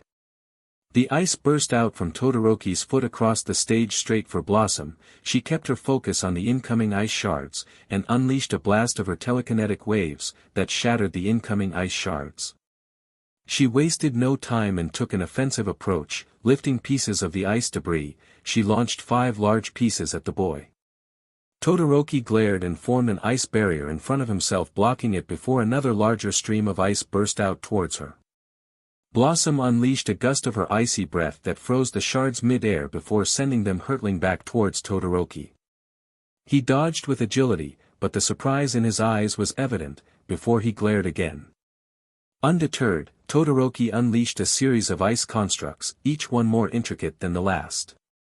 Blossom unleashes another gust of her icy breath to form a pillar beneath her feet, elevating her straight into the air, where she managed to dodge the ice constructs. Todoroki simply stomped his right foot, sending erupting ice spikes, each one getting higher and higher, until they impact into Blossom's ice pillar, shaking the foundation. As the pillar begins to fall, she acted fast and using her ice breath, yet again, created a slide for which she skated to down safely. He is very skilled with those ice powers. Blossom mentally mused at the thought. I have to give you credit. You're actually a lot more skilled than I gave you credit for. He shot a furrowed brow at her. But I felt like you're holding back this whole tournament. Blossom matched his gaze. I don't know what you mean. She raised her hands out, a pink glow covered them. The glow extended to other pieces of the large ice chunks, lifting them off the ground. The way you act. You seem so sure and focused, as if you think you're going to beat me. Cold coated his right hands, a chill sent out. You call it overconfidence, I call it DSPLN. With that, she flung the large ice masses. Todoroki created an ice wall that took the hits, shattering it in the end. Then he unleashed an ice ramp straight at the girl. Blossom sent a blast of her telekinetic waves at the ice ramp. The attack hit, but Todoroki used the leverage to jump up and over to Blossom. She reacted quickly and dodged the incoming ice punch he struck at her spot. Todoroki stared at her, catching Blossom off guard, as a wave of ice crawled over and encased the girl's leg. She was immediately halted, giving Todoroki chance to with a makeshift ice blades coming straight at her. Thinking on her feet, she shot pink eye beams that caught Todoroki by surprise and made him retreat before he got shot. Blossom's leg, enveloped in pink aura, broke free from her ice case. She gave a sigh of relief. She managed to remain calm. Todoroki was slightly panting, frustrated at what had happened. DMN it. I was sure to have ended it. I forgot about those same eye beams she used in the battle trial. He mentally chided himself for making an almost costly error. He is quick on his feet, I'll give him that, Blossom whispered to herself. Todoroki created an ice floor and skated towards her, unleashing columns upon columns of ice her way. She copied the move and using her ice breath, skated away from the guy. while shooting his columns with each precise laser beam. Up in the Class 1A section, Izuku leaned forward in his seat as he watched his friend battling Todoroki. The attacks continued back and forth against each other. Blossom using her unique powers against Todoroki's ice powers. His mind was spinning as he saw her battling, realizing just how coordinated she was. She was matching all the attacks. And when she seems to be caught off guard, she quickly recovered and countered. But he noticed something in the way she fights, like. She's holding back, Bakugou growled out loud. What? You think so? No way. Kaminari doubted. Don't be such AF idiot. You can clearly see that she is holding back. Eyes narrowed. What is she hiding? Is she just making fools of us? He scowled at the audacity. Wow, Todoroki sure is strong. Uraraka gripped her hair in suspense. Come on Blossom, you got this. The others were watching with the same thoughts, seeing how much force was being unleashed with Todoroki's attacks. Midoriya saw how the other Kayamas were watching with different expression of their, but ultimately with the same thought. Worry. Huffing out, Blossom took several breaths to ease her mind. The stage was littered with ice shards, debris, and broken columns, from the attack her and her opponent had been using against one another. She wiped off some loose sweat from her brow and looked across the stage to Todoroki standing there, looking towards his right arm. She could see the patches of frost forming on his skin. Not only that, she noticed the slight movement he was trying to hide. He was shivering. Blossom had been in this world for several months, and though she read many books, there were stuff she didn't know. One thing she did know from studying with Namiri, was that quirks had limitations. Even with training, there was only so much a body could take using their power. And the more Todoroki was using his ice, the more frost seemed to form on the left side of him. She then noticed his left was untouched and unused. He was hurting himself by refusing to use that power. She then felt a rise of frustration seeing that.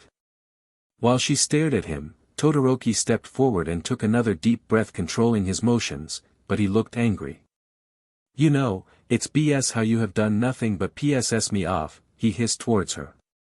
She furrowed her brow at the statement. How so? I have been matching the same level of annoyance you have shown me. I have seen how your sisters fought. And I heard how you got your high score at the entrance exams. You have a lot of power in you. So why? Shoto claimed as his right hand clenched in ice. Aren't you taking this seriously and making a fool of me? Blossom glared. You may be right, but it is really hypocritical of you to be saying I'm not taking this seriously, when you haven't given it all you got. Her voice rose, eyes subtly glowing pink. As she met the boy's glare. Todoroki's heart jumped slightly, but kept his composure, not showing any emotion. Before he could say anything, he watched curiously as her body was showing a pink glow. What do you think you are doing? Showing bit more seriousness. She taunted him. What is she doing? Why is she suddenly glowing? Jiro questioned out loud. Kirishima, however, had a feeling of what that glow meant. Blossom, please don't lose control. He mentally begged. Buttercup, do you think? Bubbles asked. Nah. She has it under control. She knew what she meant. But for now, we watch carefully. Buttercup stated. She knew as well as Bubbles, if the situation could go out of hand, then they will act. Shoto glared towards the red head, clenching his fist at her move. You trying to get under my skin won't help you. This match is over now. Blossom stood still, her face full of determination. You told me, you wouldn't underestimate me. Grunting, Todoroki blew out of his mouth a small frost cloud. I'm not. Either way, I've seen your power and know you can't stop this. Blossom watched as a stream of ice larger than anything he used against her yet, burst forward and rushed her direction. She wanted to gauge Todoroki. She knew that something bigger is off with him, and she just needed to chip the surface. But she knew that pushing her mental scape would lead to a dangerous outcome. She readied herself now. Yelling out, Blossom threw her glowing fist forward and struck it into the ice coming towards her. The impact shattered the ice outward, cracking back and splitting the incoming attack into hundreds of pieces. Todoroki's mouth fell open in shock from the new display. What the hell was that? Whoa! Blossom just surprised US folks. She just shattered that attack of Todoroki's, that's a new one. Mike yelled out in a mix of shock and excitement. His co-host widened his eyes as well to the sudden change. Nizu, who coincidentally was there at the right moment, smiled. Was amazed at the action taken and the focus used. The Class 1A students were all in amazement as well, their eyes widened in disbelief from the match. Kirishima especially intrigued as his tail twitched. That was so manly. He said out loud, earning a nod from Kaminari. Yes, that was amazing what she did and dash. Go Blossom. Bubbles cheered her on. Yeah, Red. Shatter the competition. Buttercup also cheered. Midoriya, wide-eyed, observed the crazy scene, his curiosity growing. Each of their powers were just so fascinating. Even Bakugou was silent as he watched the match continue. So, looks like these girls are actually worth the fight. Good. Might get to put one in their place.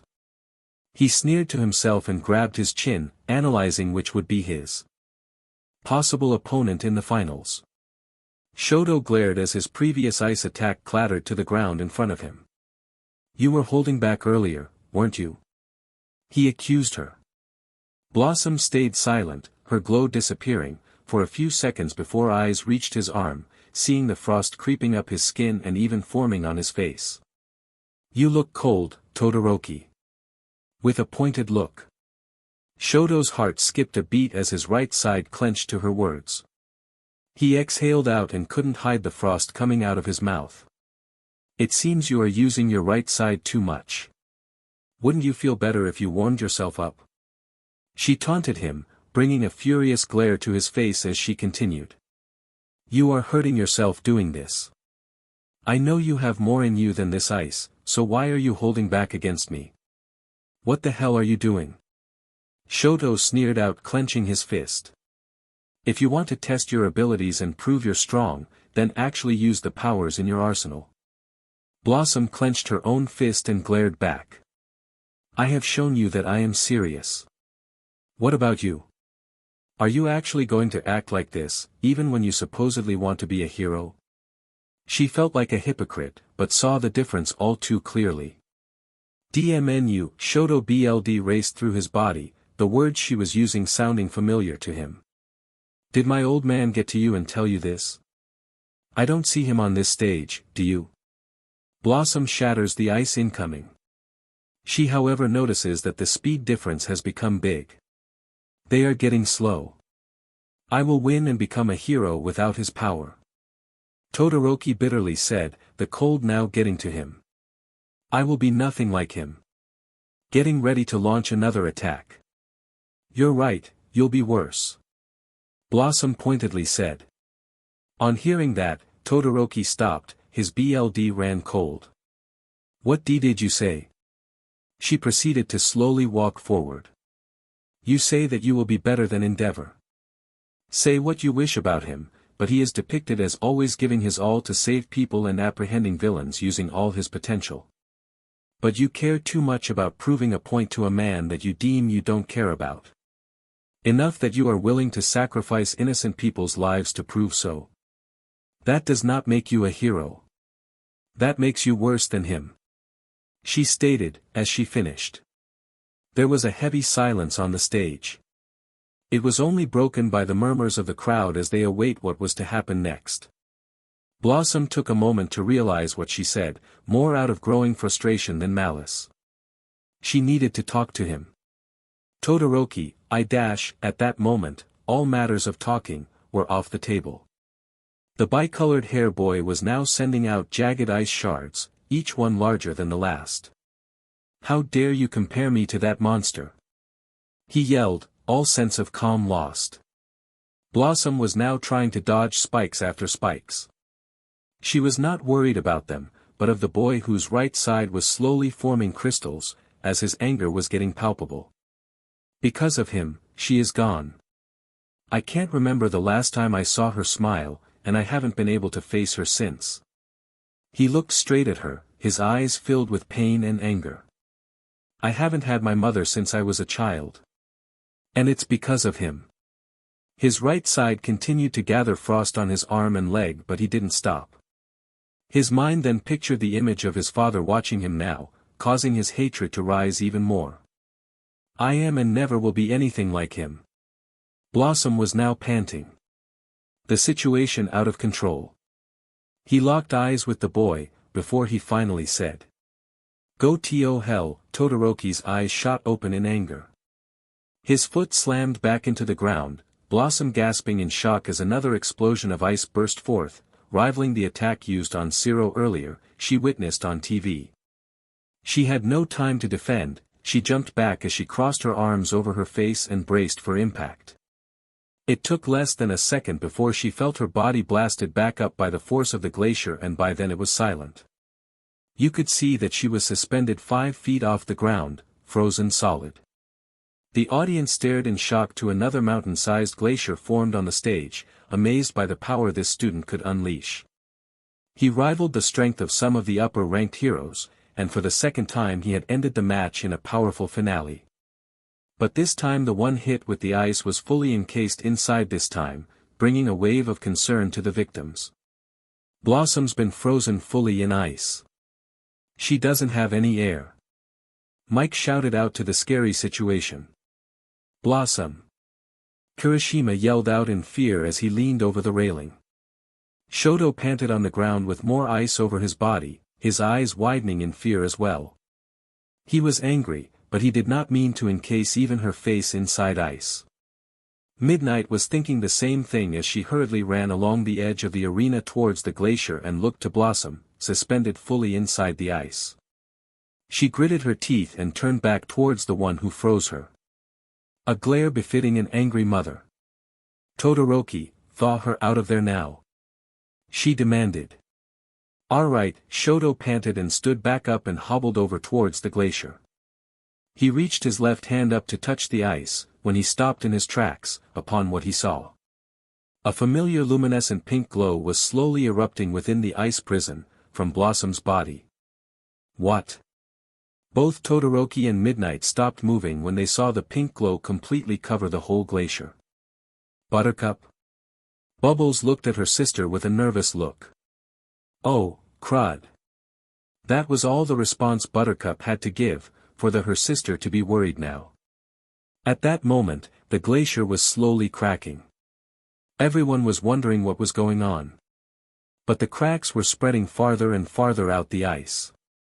Before anyone knew it, the area that encased the red-haired girl was now opened, broken to pieces. The said girl was suspended, not in ice, but mid-air. Hair, held in a ponytail, flowing in the air, eyes and body were glowing the same vibrant bright pink. Wow! Blossom broke herself out. Is something new? Mike shouted out once again in amazement.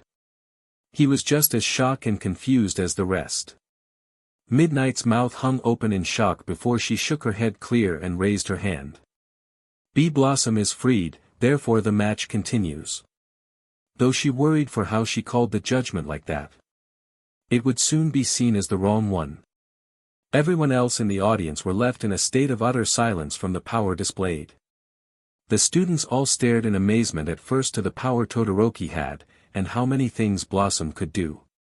But now, a sudden unease covered the air as the battle took an unexpected turn. Many of the people and heroes in the audience were finding it hard to grapple what was happening and the extent of this girl's powers. A certain flame hero however only gripped his crossed arms tighter, the frustration inside growing to the match he was watching. How the hell, Endeavor mumbled out under his breath, these DMN girls won't quit. Shoto was in disbelief as he stared at Blossom there, broken free from his most powerful ice attack. What the hell did you do there? You couldn't move. He questioned her. Blossom however was not talking. Todoroki decided to just end this whole match one again. Whatever she did to get out must have made her tired and easy to beat. And without missing a beat, he unleashed sharp icicles of spears, hurling them at great speed and accuracy. Blossom. Look out. Blossom did not even flinch with what she did next. A bullet-like explosion gave off, such that it could rival a cannon blast. Everyone didn't know what just happened.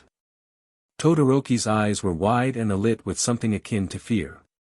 His icicle spear had completely shattered before it even reached halfway across the stage. What pinpointed something akin to her responsible for the counter-attack, was Blossom's hands in the air, a flicking gesture made. What did she do? You would think that Izuku was the one that spoke. His voice stuttered, barely registered into a whisper. The red-haired girl now made a swirling gesture with her hand. The glow on her hands shone brighter for what's to happen next. The enormous glacier made moments ago, now crumbed. The ice were also covered in a pink aura. The ice made their way around the stage. They spun around them, faster and faster, creating a sort of vortex effect. Everyone was at a loss for words. This had never happened before in sports festival history.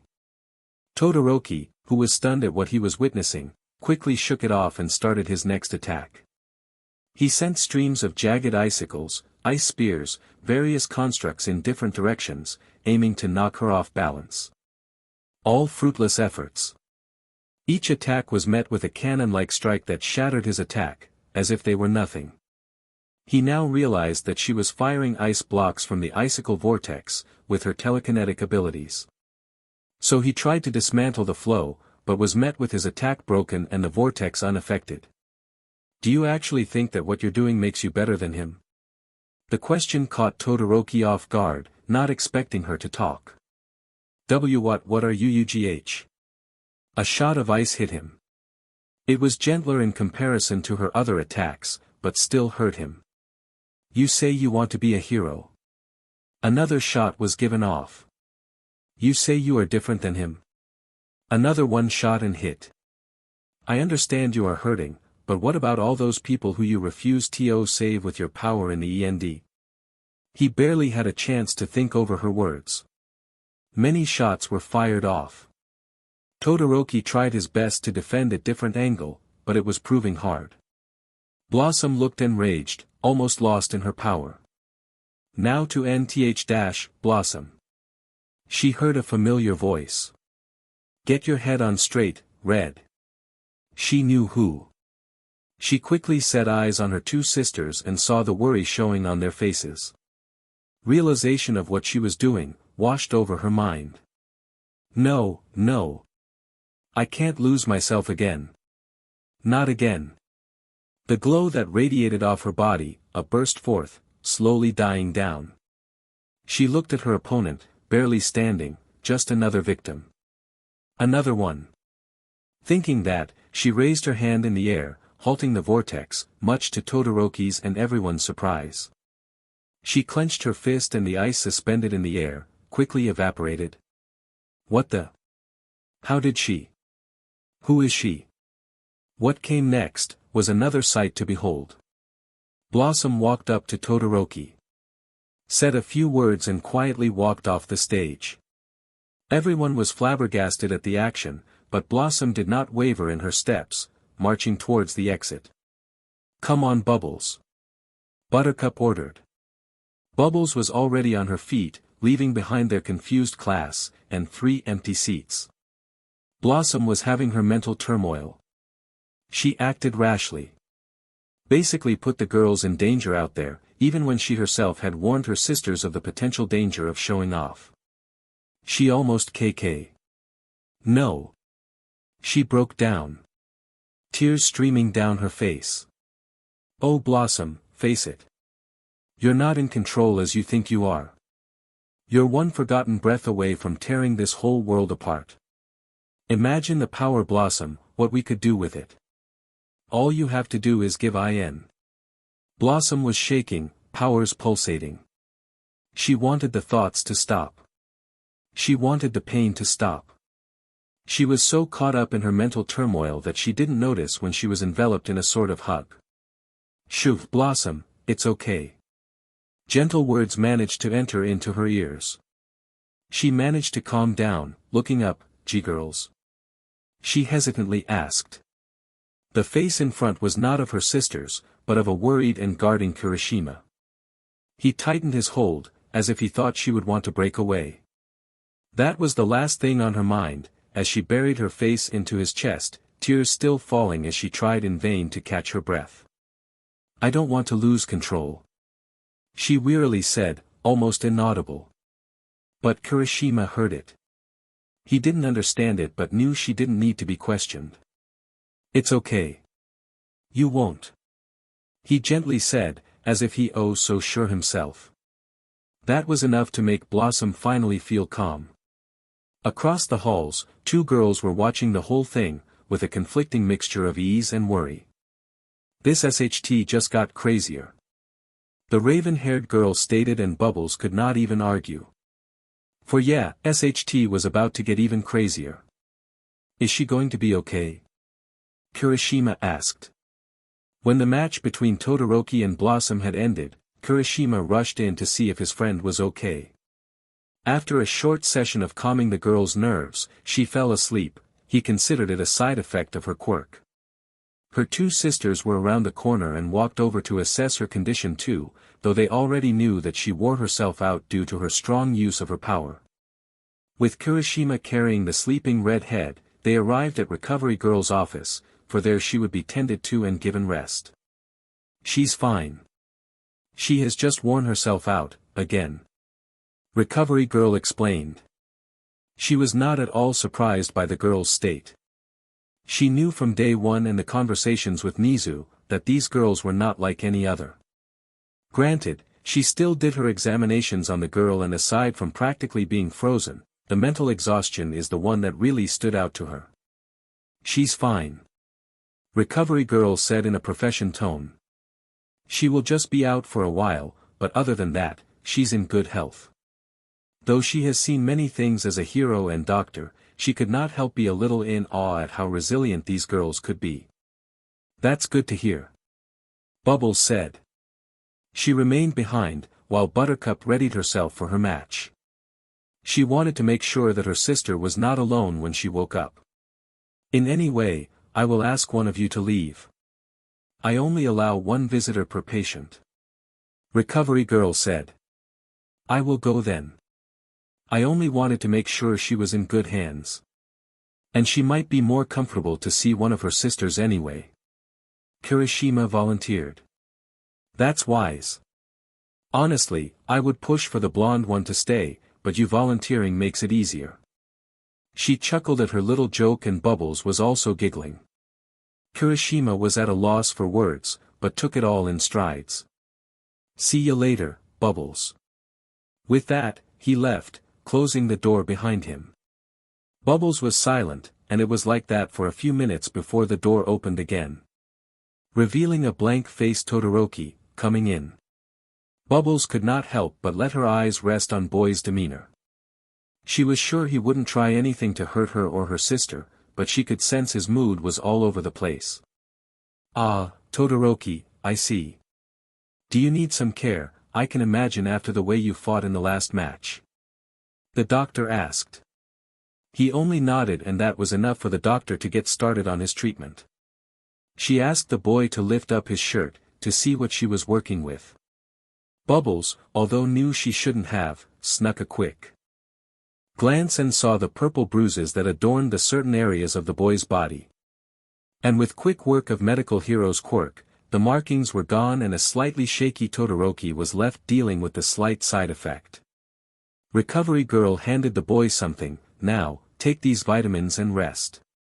The bruises were not too severe, but my quirk still needed great stamina to heal them. You will be just fine for your next match," the doctor said, as she went out to run one or two errands. The silence was quite palpable, no one wanting to make a sound, until the bicolored boy took charge. "Your sister was a fool for not taking the win there and then," he said bluntly. But Bubbles did not react to his words, only keeping her back turned towards him. She had the chance to knock me out of the stage, but she wasted it. I don't understand why, but it is as I said, she was merely a stepping stone to achieve my goals. I may not have liked how I won, but it will give me more motivation to be better in the next round. Feeling he was fine now, he decided to head out. Just as he was about to leave. Trust me when I say, you shouldn't underestimate people. The boy in question stopped, realizing the word said. What? He asked pointedly. With her back still facing him, she continued, my sister is anything but a fool. She is quite smart and she has proved it today, as she left that stage with all the restraint she could muster. She slowly turned to look at Todoroki, and what he saw were blue glowing eyes, of sorrow and anger. I believe that if she were to really fight you, she would have kicked your ass, harder than that. She said it, as if it was a fact. Todoroki openly glared at the girl in question. What makes you so s-? She didn't wait for him to finish. Because, when it comes to a Powerpuff, we don't back down so easily. Her glowing eyes dimmed down, and a smile was placed on, but was on for a moment. Powerpuff, he trailed on, not understanding that word. I sense you're hurting Todoroki, but you won't be healed if that shadow continues to consume you. She said with a sympathetic face.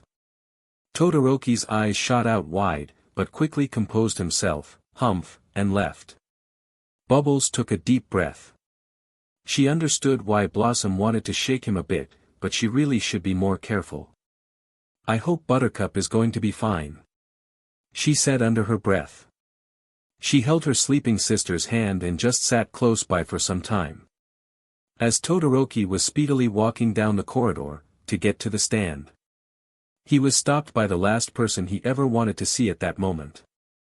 You see what your foolishness could have cost you. Endeavor's voice was low and full of disappointment, something that was never lost on the boy. When Todoroki did not reply, he continued. I don't know what kind of trick that girl pulled, but I can only summarize that she might have felt sorry, beating you like that. Pathetic. He said, having no problem dismissing Blossom like that. Todoroki was just about to walk past him. You have one last chance to use that goddamn gift I gave you. Or, you will be another failure I created. At that, Todoroki stopped, clenching his fist. Endeavor thought he might try something, but Todoroki simply walked away, leaving his father to his thoughts. Those girls, they might prove to be a liability or a way for my son to grow up. As Todoroki entered through the gate, he realized that the battle had already started. 10th round, Ibra Shiozaki vs Kayama Buttercup. The match had already begun and Buttercup, for her part, was overwhelmed at the start. After seeing that her older sister was in the care of Recovery Girl, she left immediately to the next match. A part of her wanted to stay with Blossom, but she knew very well that she would have wanted her to fight and pummel the competition, okay, not in those exact words. She was up against the girl from Class 1B, Ibra. When the match started, she was immediately socked with a vine WHP and suspended in the air, at an incredible speed. With dozens of vines springing forth from the ground that restrained Buttercup's arms and legs. It seems that Buttercup has been completely ensnared by Ibra's vine bind. Will this be a short match everybody? Mike announced in the background of the crowd's roar. Even the members of Class 1B were cheering their classmate on. Yeah, Ibra. Show them what Class 1B can do. Tetsu exclaimed. Yes, show them who the more superior class it. Monoma manically said, which earned him a karate chop to the neck. You are going to make us seem crazy. Kendo chided the boy. Though, I would want Ibra to win this. Class 1A were on their seats, wondering if their own classmate was going to win this. Do you think she will lose? Mina asked. Well, from my experience, those vines were tough. Kaminari said, shrugging it off. It was difficult for you, being that you short-circuited your mind, straight off the game. Jairu said, making the lighting user flinch at the memory. Tokoyami shook his head. I think Buttercup has not even begun to fight." Saying that, they all kept a closer look. "Please, I ask that you surrender this senseless fight and I shall grant upon you mercy," Ibra said pleadingly, behind her vine barrier. "Forget that." Buttercup snarled defiantly, her eyes narrowing as she struggled against the entangling vines. With a fierce determination burning within her, Buttercup refused to give in to Ibra's so-called offer of mercy. Instead, she focused her energy, channeling it into her strength to break free from the vine bind. With a powerful surge of energy, Buttercup unleashed her own power, generating intense heat from her hands. The temperature around her body to rise rapidly, causing the vines restraining her to wither and weaken under the intense heat.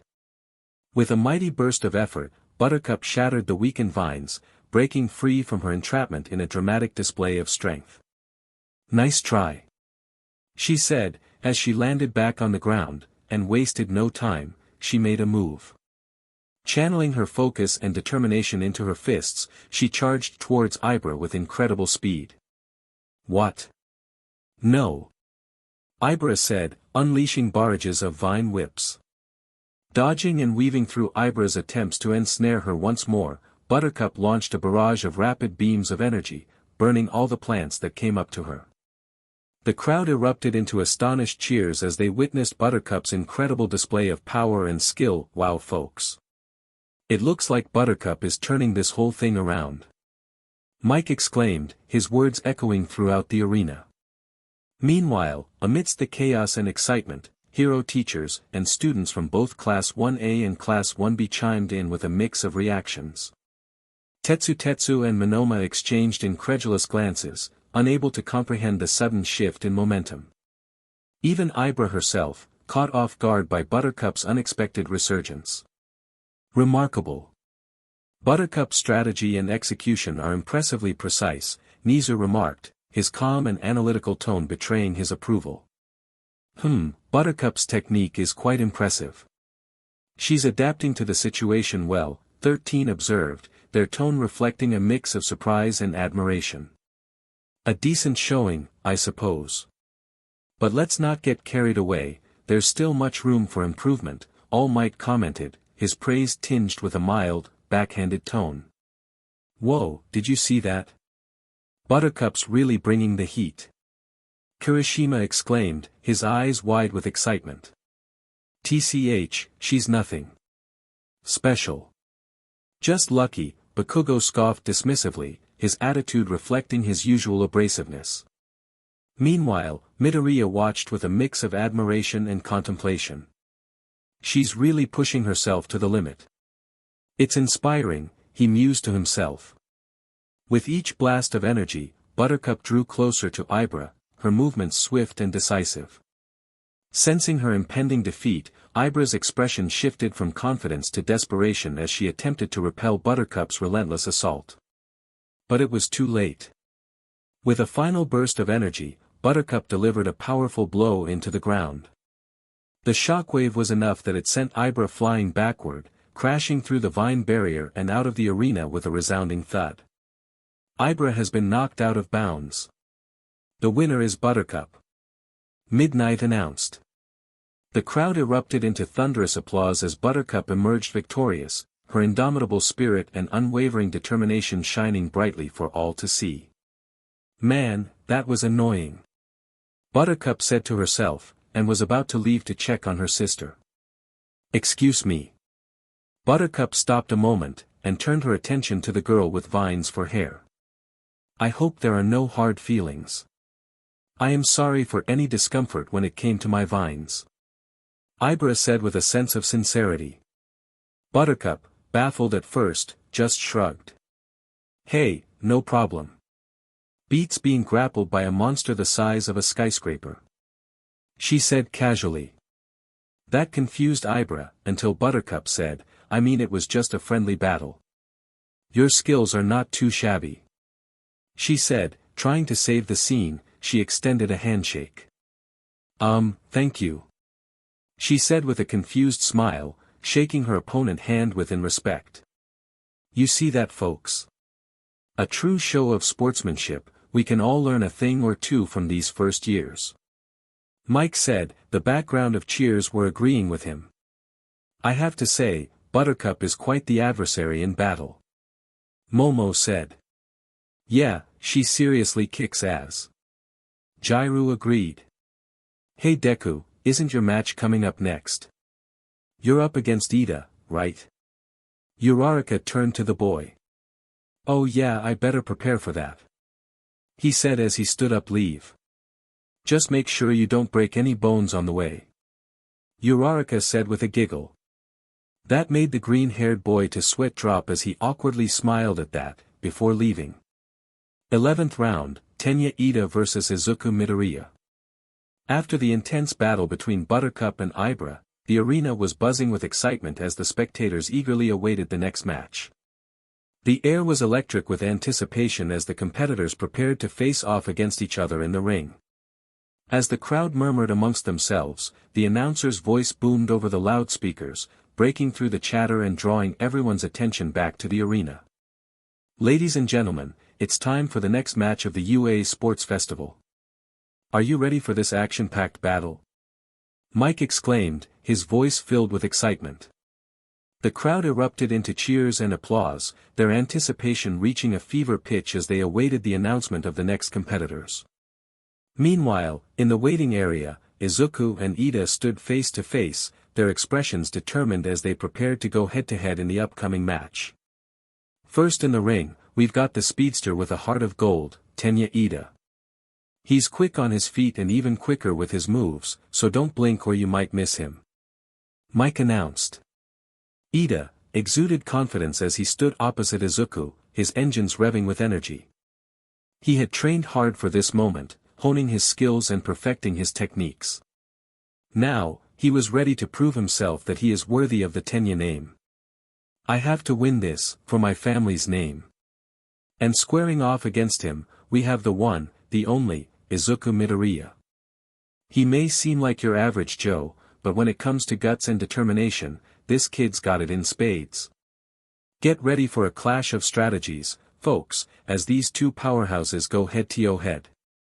Izuku flexed his fingers, readying himself for the battle ahead.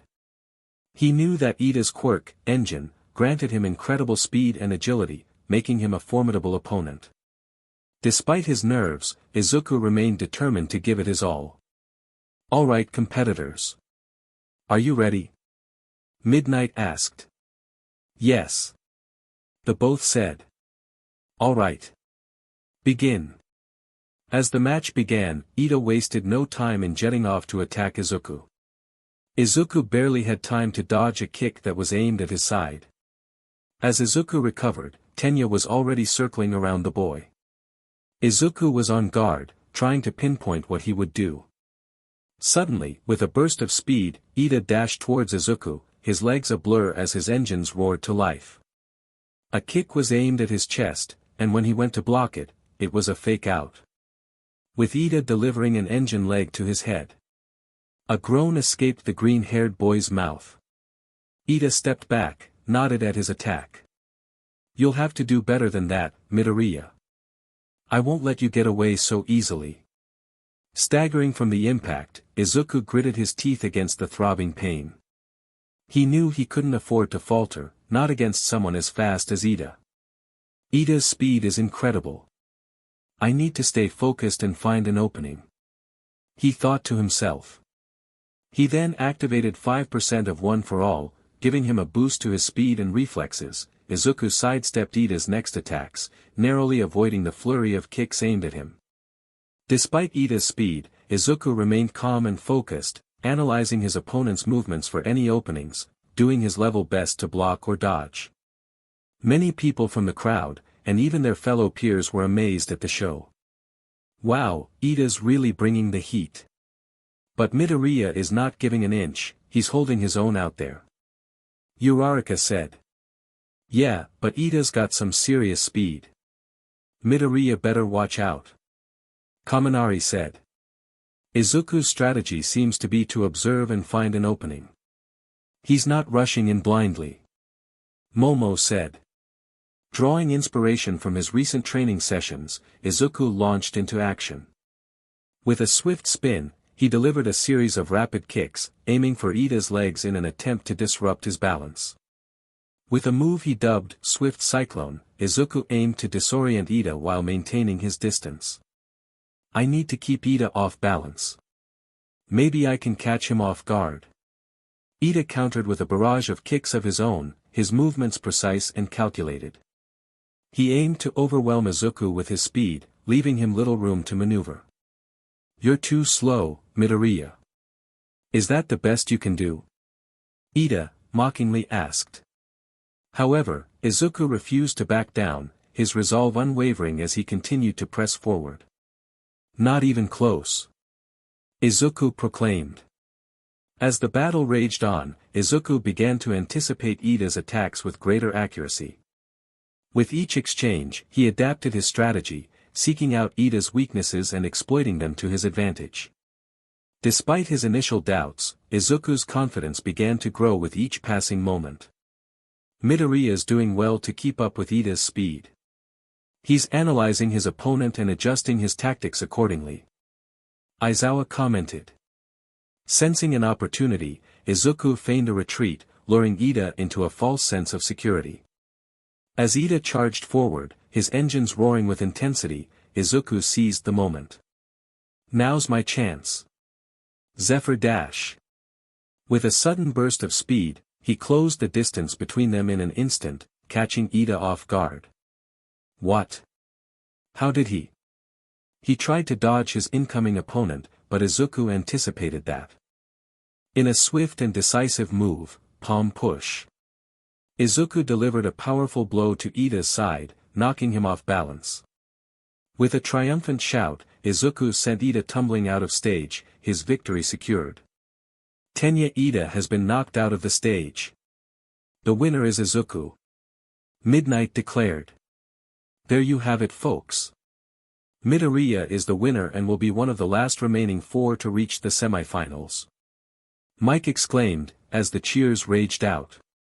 The crowd erupted into cheers as Izuku emerged victorious, his determination and skill on full display for all to see. As he caught his breath, a sense of pride swelled within him.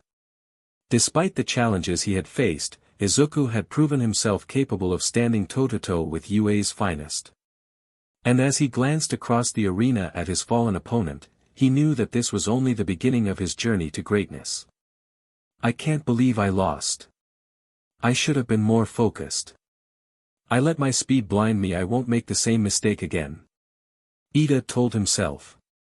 Relief washed over Izuku, knowing he had secured his place in the semi-finals, but there was also a lingering sense of apprehension. He knew that his next opponent would be even tougher, and he couldn't afford to let his guard down. Meanwhile, amidst the cheers of the crowd, Ida struggled to come to terms with his defeat. His mind raced with thoughts of what he could have done differently, where he had gone wrong. He couldn't shake the feeling of disappointment, both in himself and in his performance. As he made his way off the arena, Ida's expression was a mask of determination. He knew that he would have to train harder, push himself further if he wanted to stand a chance in the next sports festival. With renewed resolve, he vowed to come back stronger, to prove himself worthy of the title of hero. Break room. The Powerpuff Girls were in the break room. Once Blossom had woken up, they decided to meet up there, while the rest of the match went on the way.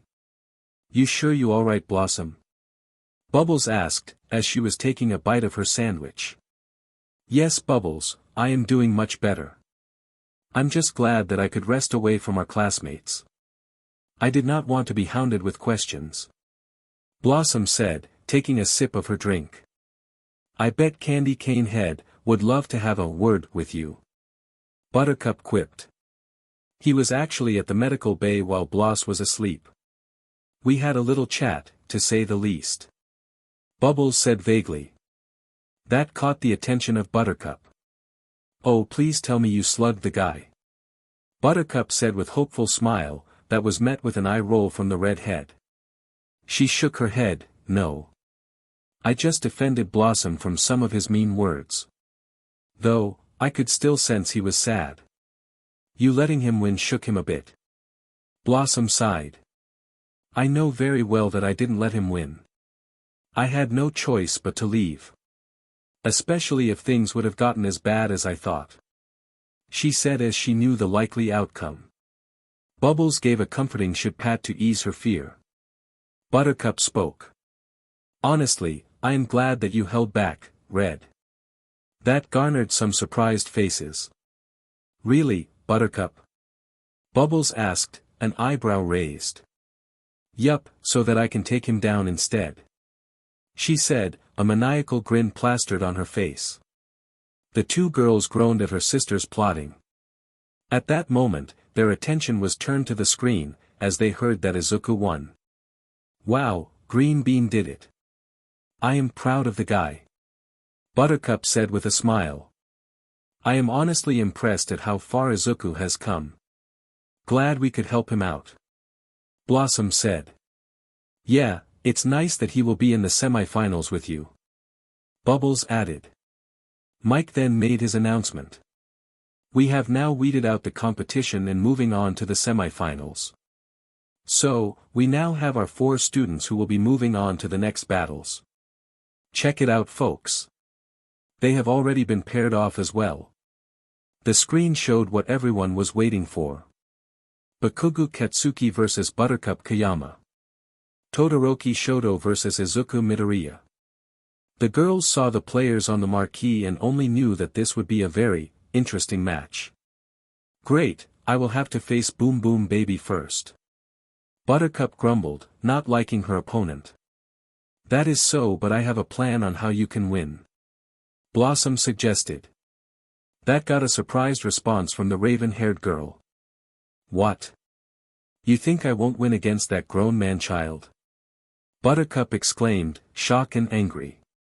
No, Buttercup, that's not what I am saying. She said in exasperated tone. She took a deep breath. I was suggesting a way in which we don't further expose ourselves as it is. I know very well that you will go all ape on him, the moment they say begin. Am I wrong? She asked pointedly. To which the other girl just huffed. I know that Bakugou is not your favorite person. Heck, he is not our favorite. Right, Bubbles? For which Bubbles nodded in agreement. But I don't want you to fight him to the death or anything like that. He is not a villain, even if he acts like one at times. She said, and the girls giggled. Even Buttercup smirked. All right, Red. She relaxed. What is your well-thought-out plan, O leader of mine? She may have said it mockingly, but you could tell she was interested. And so, Blossom gave very interesting points for Buttercup to work with. Semi-final, Round 1, Bakugou Katsuki vs Buttercup Kayama. So alright folks, that's all for today. Stay tuned for part 7. Do subscribe, like and share for more such videos. Also check out the story and author ChiWriters on FANFICTIONnet. Press the bell icon to be notified first on release. See you in the next video. Till then, goodbye.